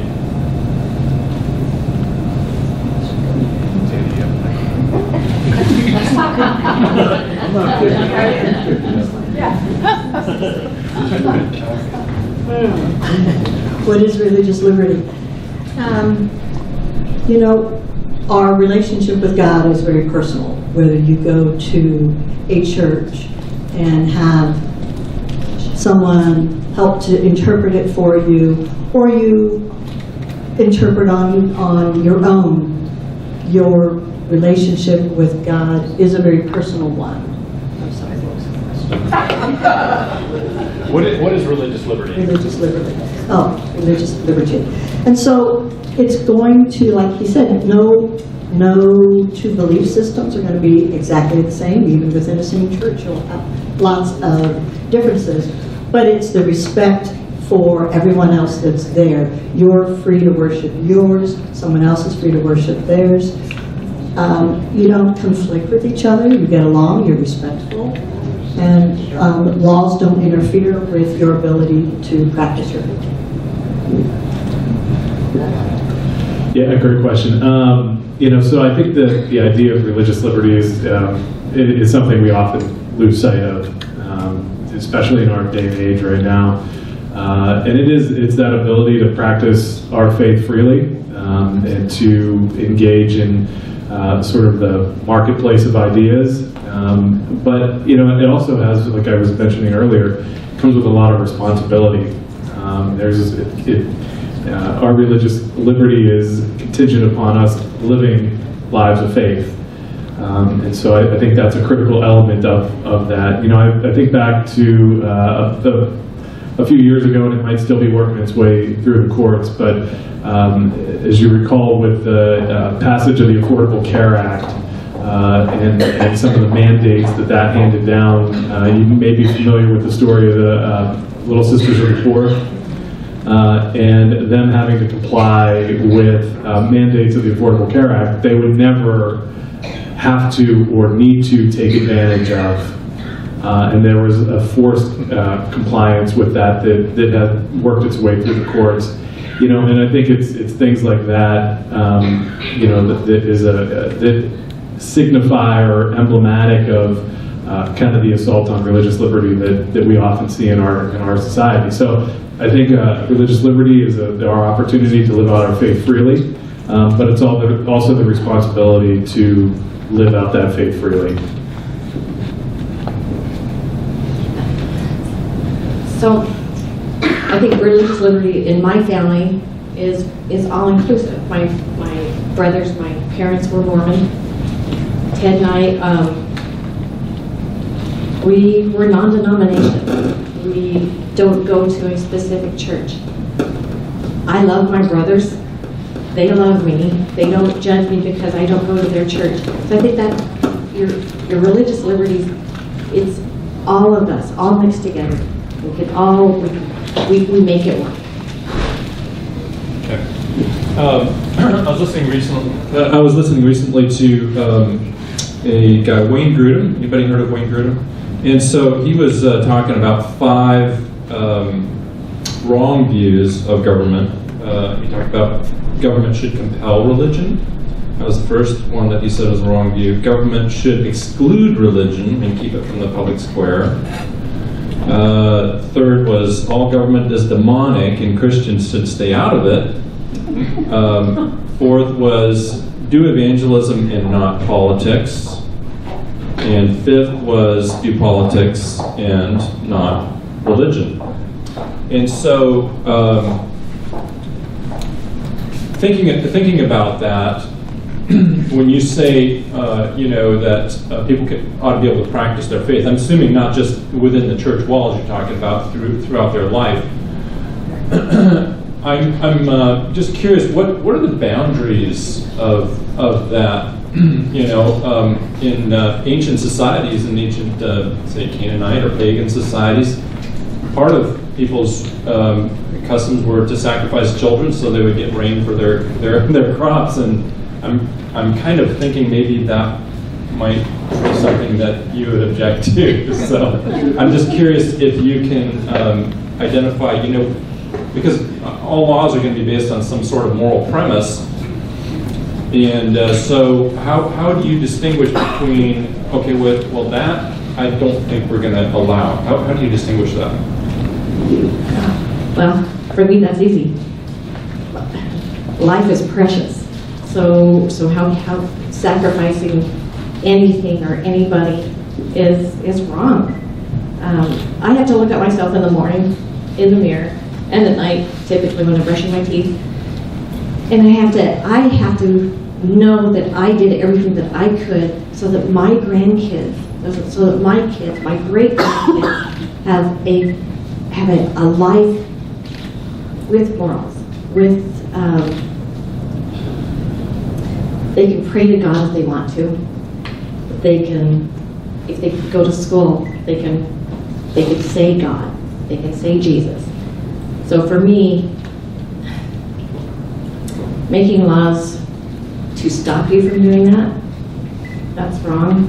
And nobody should have to decide. You should be able to look in the mirror and say, yeah, God says, that's good. I'm going to make it through those gates.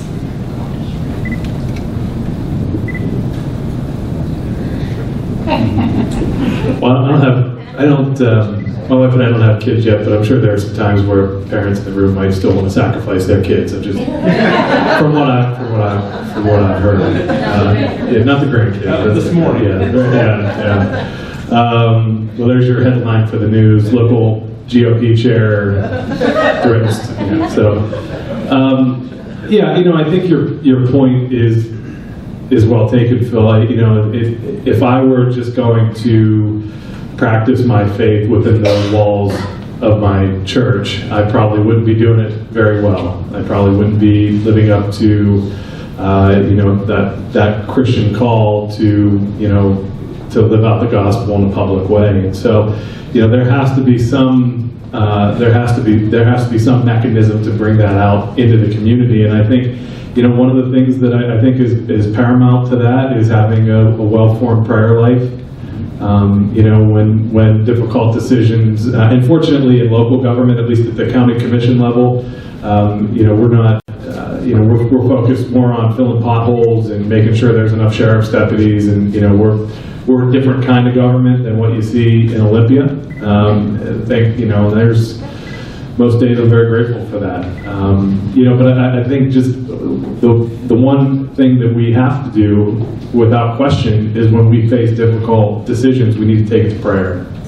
And we need to spend time with that decision, and we need to be able to just take that to God and ask for wisdom and courage and knowledge to make a right decision. understanding that it might not be a popular decision, might not be a decision that is agreed to by the majority of your constituents.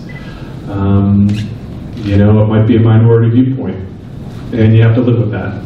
That's just kind of comes with the territory. That's the trade-off we make when we sign up to be an elected office, is we might have to make some decisions that are uncomfortable and that don't, you know, that aren't popular. But we get there through prayer, and I think we get there through seeking that counsel. I would say, first off, there's a difference between religion and cults. And, you know, if it's not there's a difference between religion and cults.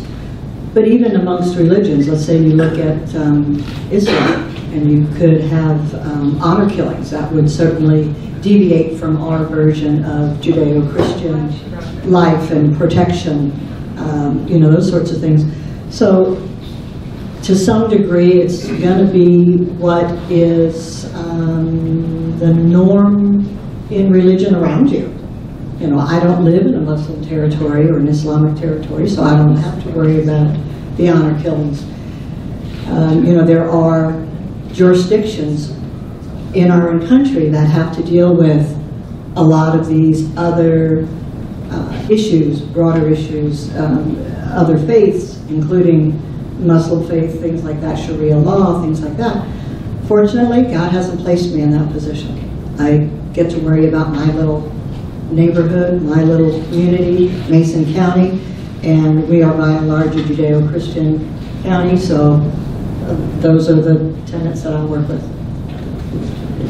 All right, I'd like to, does anybody have any, were you raising your hand? Yes. Okay, well, I was going to ask if anybody had any questions in the audience, but I guess somebody already raised their hand. So what's your question here? This one's a little more pointed for the school board, this would be for Sandy, but I don't know if this is on a local level or if it's something that's decided, you know, statewide. But what about as far as religious affiliation, somebody having a disagreement with vaccinations and, you know, being forced to have it? I don't know. Are they? I don't even know what the status is at this point. Is everyone that goes to public school forced to have vaccination? Is that a local decision or is that statewide? Or? It's a state. It's a state decision, and you know, school entities tend to comply with state rules because of the threat of lawsuits. It can be very costly to be found on the wrong side of the law, whether the law is right or not. As far as immunizations, everybody is required to have on file either a record of the immunizations or a letter stating their exemption and the reason for their exemption. So there's a religious exemption? Yes. They removed the, although I personally feel religious exemptions in the crosshairs, it's just a question of time. They just recently removed the personal exemption for the measles, mumps, and rubella vaccine. You still have the personal exemption for a variety of other vaccines, but not for that one, and that's directly tied to the outbreak that we had last year. Go ahead. We went through a couple of years of just one privacy. You may remember those initiatives where the rules are changed about how we manage bathrooms in public spaces, right? So this impacts county commissioners specifically because of the codes, building codes and enforcement arm, and it also impacts schools as a school board member. Tell us a little bit about how you manage that, balancing your faith and state requirements as they kind of press you from different directions.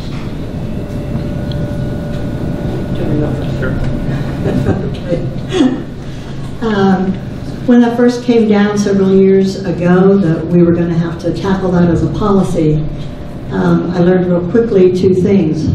You make policy, but you don't set procedures. So we can craft a policy to allow, or try to be as flexible or accommodating, but then the rules get written by somebody else. And you're not supposed to have any say-so in that. I did raise several objections, and I'm pleased to say that some of those objections were addressed this year. We had a revision of that. One of the objections that I had was the way it was worded. It seemed to give preference for a transgendered person could use any bathroom they choose, including, they had choices, 3 choices of bathrooms basically. You use boys, the girls, or a private bathroom. And it seemed like a person that didn't have gender confusion, without the gender confusion, only had one choice.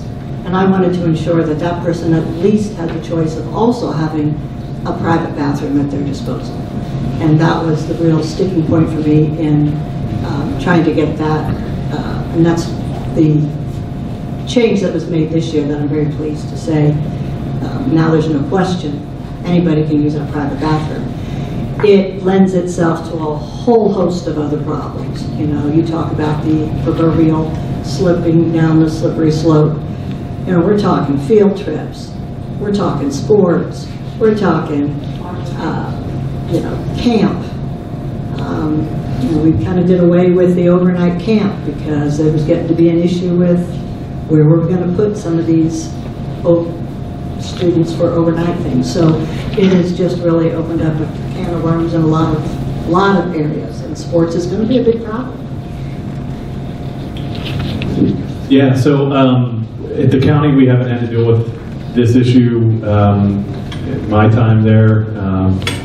You know, and I'm also on the State Building Code Council, and so that's not an issue that we've dealt with there either.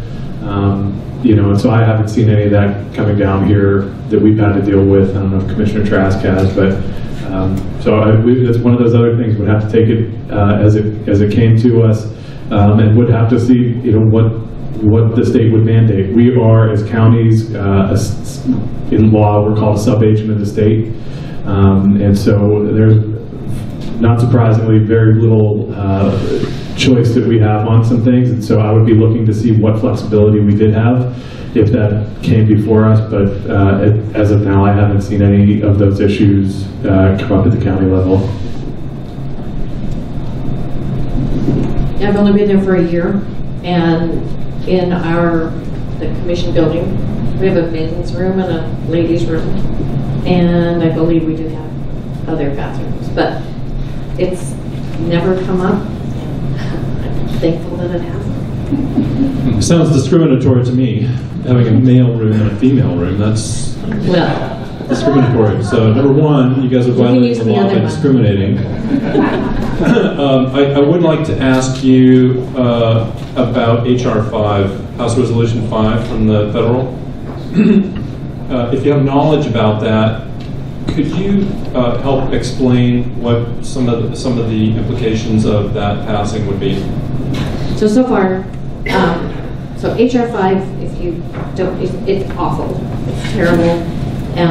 Look it up. There's a lot of information on it, but it would be very bad for those of us that have morals, basically. Right now, it's stuck. It passed the House, and it's in the Senate. We are so thankful. We should be so happy that we have the Senate and the President, because if we didn't, it would be like Washington state government, and it would pass all the way through without anybody stopping it at all. What is it? What is HR 5? It is, I don't have the full title of it. Quality Act. Yes, yeah, the Equality Act. So it's just making sure that LGBTQ have all the rights that we all do. It sounds good on the surface, but dive deep. Well, I think they all do have the rights we do. It's that they are going to be extended different rights based on these other understandings of what humans are, right? Anybody else want to?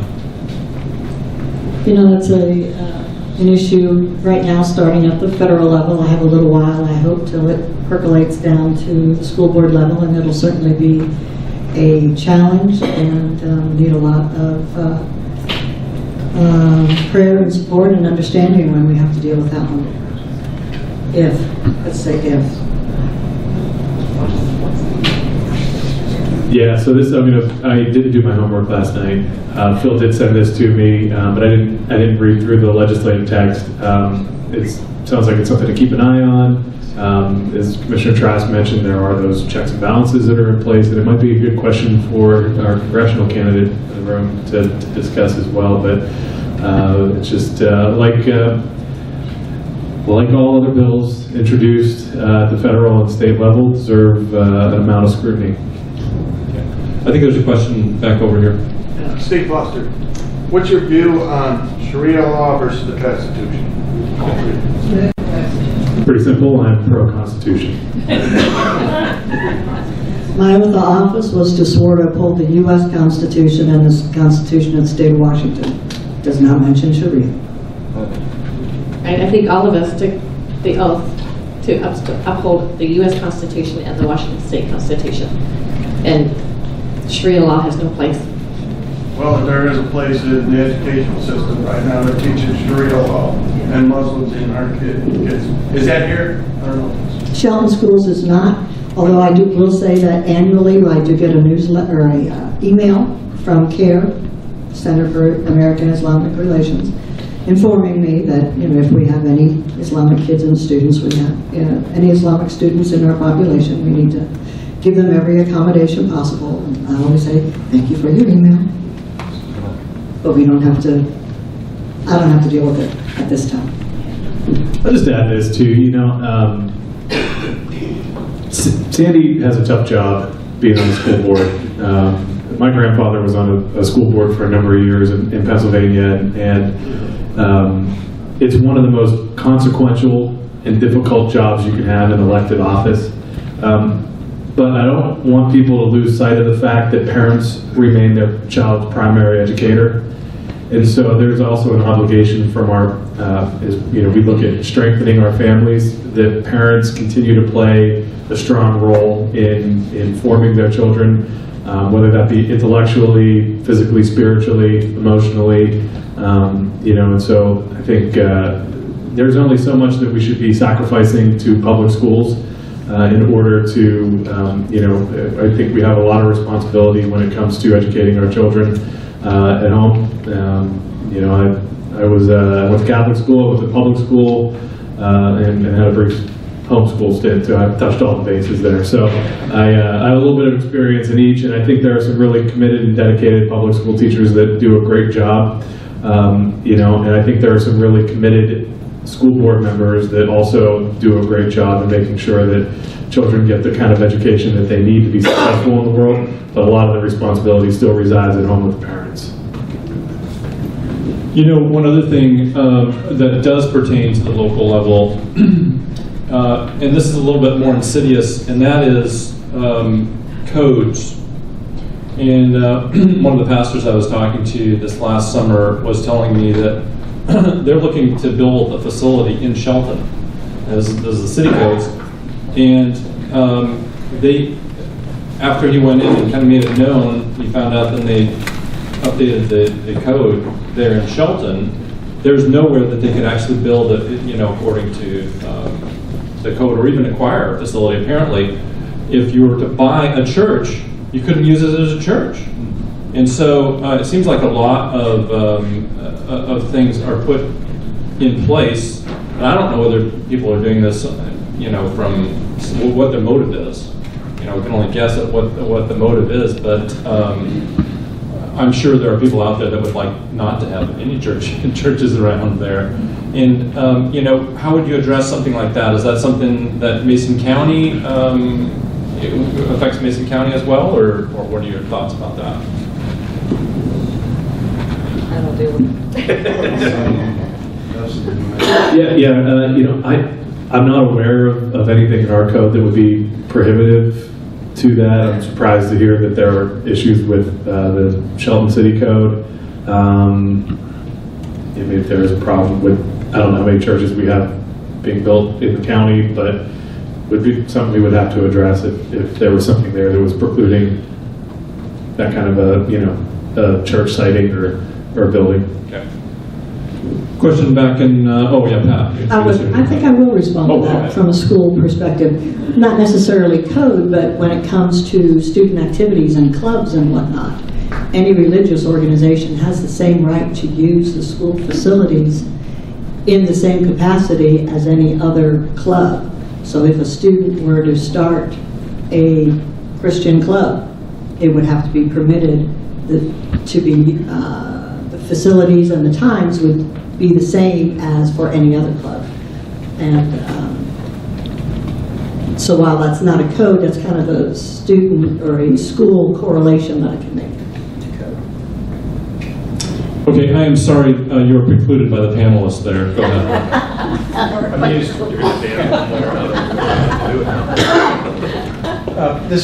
This whole discussion is about faith and politics. So what I would like to challenge all of you, give an example, whether real or hypothetical, where your faith will impact what decisions you make in your venue, your jurisdiction.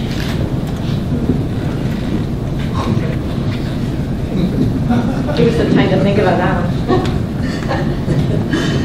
So let's say that you have a local church that has some money that somebody's left and dedicated it towards tutoring.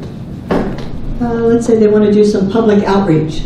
So the church pays for tutors to go into the public school and provide tutor services. And somebody complains. So I've had an opportunity there to watch that be defended. In that case, luckily, we had a lot of support for keeping that program in place. But that's not to say that as people move on, that support will always be there. So that'll definitely be something to keep watch for all the time. You have to be vigilant. These things come up. I have more than one experience with things that have come up. I've seen a candidate be rejected because they said they might have to pray about a difficult decision. And I brought it to their attention that I think that might be religious discrimination. And they all went. Nobody's ever mentioned that again. Doesn't mean they don't think it, but they haven't mentioned it. Great question. So I'll give you one that's actually a reality. So a few years ago, the county commission has predated me by a couple of months. Put a placard in the commission chamber that says, "In God We Trust." And I encourage you all to take money out of your wallet or purse and see what the money says. But this apparently was a controversial decision that the commission made in order to put this sign up in the commission chambers. And it wasn't a once and done criticism. It's something that we still get criticism for occasionally from a core group of folks that don't think that's appropriate. We've been criticized, and I'll tell you, just as an aside, one of the best ways to be charitable and confirming your faith is stay off of social media. It's just not a good place to be. But there have been times where, even recently, where as a commission we've made a decision and some of the Facebook comments were, if this is a good decision, do they thank God? Well, what if they make bad decisions? Do they blame God for those? And so this is something that that is real and we see, and not a hypothetical, but a reality nonetheless. Thankfully, I have not made any really difficult decisions like that. But I do pray every time I go into a briefing, every time I go into work. What I listen to on the way into work is the message. I love that channel. It brings me peace. Some people say, well, do you pray to God? I talk to God all the time. And so a difficult decision, God's a part of my life all the time. And so talking to Him is like talking to you guys. So I think the decisions, God's going to be with me regardless. There's a question in the back. Hey, Dave Martin, Silverdale. First statement, child sacrifice is practiced in the United States by the Democrat Party. It's all abortion. My question is for Marty. I'm glad you're an active Catholic. Kevin? Unless you don't like the answer, then it's Marty. You're a Catholic, and I assume the demographics where you go are probably the same as the rest of the country, maybe half conservative and half liberal. How does a Catholic reconcile voting Democrat like Nancy Pelosi when abortion goes against their independent? Yeah, that's a great question. I think you probably have to ask Nancy Pelosi that. Look, the bottom line is, whether it's on issues of life, in particular, church teaching is clear. And I think one of the things that it was kind of mentioned up here, faith is a very personal thing, and one of the things that I think we have to do is we have to pray for people that we disagree with, that we think hold different viewpoints, so that they might maybe reconcile some of their views that are as you mentioned with Speaker Pelosi and abortion. I don't know how she arrived at that, but I know what Catholic Church teaching is on abortion, and I think it's also difficult too. I mean, on the flip side of that, it's difficult for people who are also Catholic and don't support the death penalty. That's another life issue that has been challenging for Catholics. The death penalty tends to be more supportive on the conservative side than on the liberal side. And I think that's the challenge of faith, is to hopefully you're working hard to form your conscience according to the beliefs and principles of your faith. And I'll pray for Speaker Pelosi, and I'll hope that she does the work that she needs to do to understand what her faith teaches more fully on issues of life. And that's a good reminder. One of the things that we're told as Christians, anyway, in Scripture is to pray for our officials. I hope that as we draw to a close here, we're going to spend the next half hour. I think we have this open for another 40 minutes here to mingle and interact with each other on these issues, and the commissioners. And so I know Marty has a comment he'd like to share. Go ahead, Marty. A question, not to put you on the spot, but from my talk earlier about liberty, our faith, our founding forefathers, when you have a former President Obama saying we're no longer a Christian nation, you have a current president saying we are a Christian nation, and when the numbers bear out that almost 3/4 of all Americans say they are a Christian by nation, there's a difference between a personal faith and a national understanding that these values are something we hold dear and intrinsic. So from a faith perspective, your personal thing, where do you stand in office? How do you exercise the national understanding that a Christian moral foundation is healthy and beneficial and got us where we are right now? And it's able to protect it going forward? Yeah, I think so. That's a great question, Marty. So throughout our nation's history, from its founding, there have been, Christian values and ideals woven throughout. The signers of the Declaration of Independence, the framers of the Constitution, whether or not they were full-time practicing in the front pew every Sunday kind of Christians, grew up and were formed in that mindset, in that value system. And so it's difficult, if not impossible, to delink sort of the Christian roots of our nation. The other side of that, of course, is we were founded in large part by people who were escaping religious persecution. And we have our roots in that.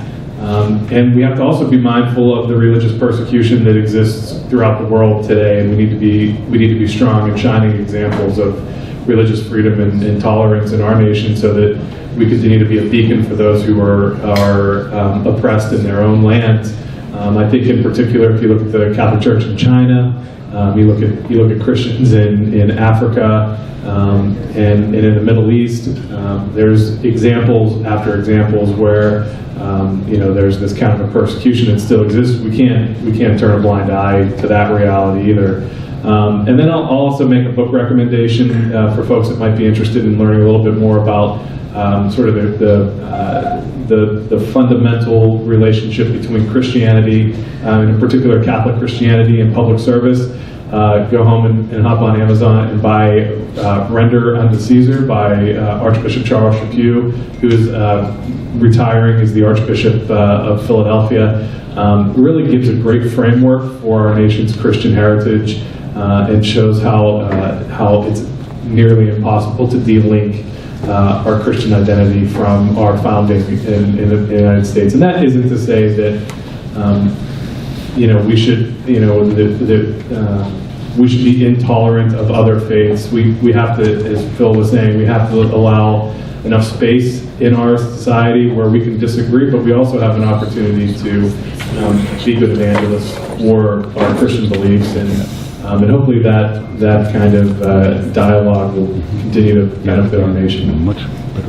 Thank you so much. I really appreciate you guys coming up and sharing here. And please stick around, and we're going to have some time to mingle afterward. If you have a question that wasn't answered during the time, I'm going to turn things back over to you. Get out of the house. Our panel, give a round of applause. Thank you very much. Now, before anybody starts, because I can see the seats are moving, right? And they're just all on their own. These chairs are moving toward the door. But we got a couple of things that we just want to tidy up with. I did not announce a great upcoming event in Gig Harbor, and I want to give Peggy Hutt an opportunity to mention that real quick. Peggy? All the way to the middle. There you go. All right, so this ties right into what we've all been talking about and listening to today at this event, and thank you, Johnny, for putting this on. And that is that I am part of a new nonprofit called Reach Out Northwest, and we are we're doing a 6-city tour across Washington with Sharon Hadian, Trevor Loudon, and Philip Haney, and I know some of you have heard them for free or heard them before. So for this event is going to be actually at the Kitsap Golf and Country Club it's all in April, the middle of April. So April 15th is at the Country Club here in Bremerton, and and Trevor right now is working on The Enemies Within. We all know that that's his main topic. He's working on his new book and new film called The Enemies Within the Church. So, but they're coming and they're going to talk about these same issues from that perspective. And then the Gig Harbor one is $100, and it's only $15 up until the middle of the 13th of March. Then it goes to $20. So that's a really reasonable price because we need this information to not only you, the choir, but your friends and family that might need to hear this stuff. The Gig Harbor one, thank you, is a $100 luncheon with Trevor and Philip and Matt Shea. So same stuff, but with Matt. So, excuse me? Yes, go Shay. You're right, absolutely. Oh, I got turned off. Oh, no, there we go. I'm back on. So anyway, I just wanted to say that. And if I could do one other thing that has nothing to do with me and all about our candidate, Elizabeth, is that if anybody is interested in hosting a fundraiser meet and greet in their local community or their home and could invite maybe 20 to 30 people that you think that your family and friends would benefit from getting to meet our candidate. I greatly appreciate that, and if you could stop and talk to me and get me your name and email and phone number would be great. Thank you. Thank you, Peggy. So lots going on, and so we really appreciate that you've come. We did program some time as we wrap up so that you could talk to the panelists personally, the chair personally, and I'm reminded the caucuses are the 29th. 29th. Last day of the month. It's leap day, so it won't exist in the calendar. Okay, so don't forget those all-important caucuses. And also there are some other personalities here that I'm sure you want to corner and give a bad time. So you'll see some of the volunteers shifting around the chairs, but if you feel willing to help, you can do that if we're allowed. And I just really appreciate that Belfair has given us such a warm welcome on our first trip. Any last second announcements from our board? Chuck? I always have a last note. Just so, you just mentioned the caucuses, just so everybody knows, there is caucus training tonight at 7 o'clock in the Kitsap County Republican headquarters in Silverdale. And if you can't make it tonight, next Saturday at 10 o'clock, there's caucus training, the same training over again in the same place at the Kitsap County Republican headquarters. So if you're going to participate in the caucuses, or if you've never done it before, and you want to see what goes on in the caucus, once you go to the training, and then go to the caucuses, which is the 29th place they mentioned. So caucus training tonight, 7 p.m., headquarters of Republican Party. Any other announcements? That said, enjoy the rest of your afternoon. Thank you for the holiday. Drive safe. Thank you much.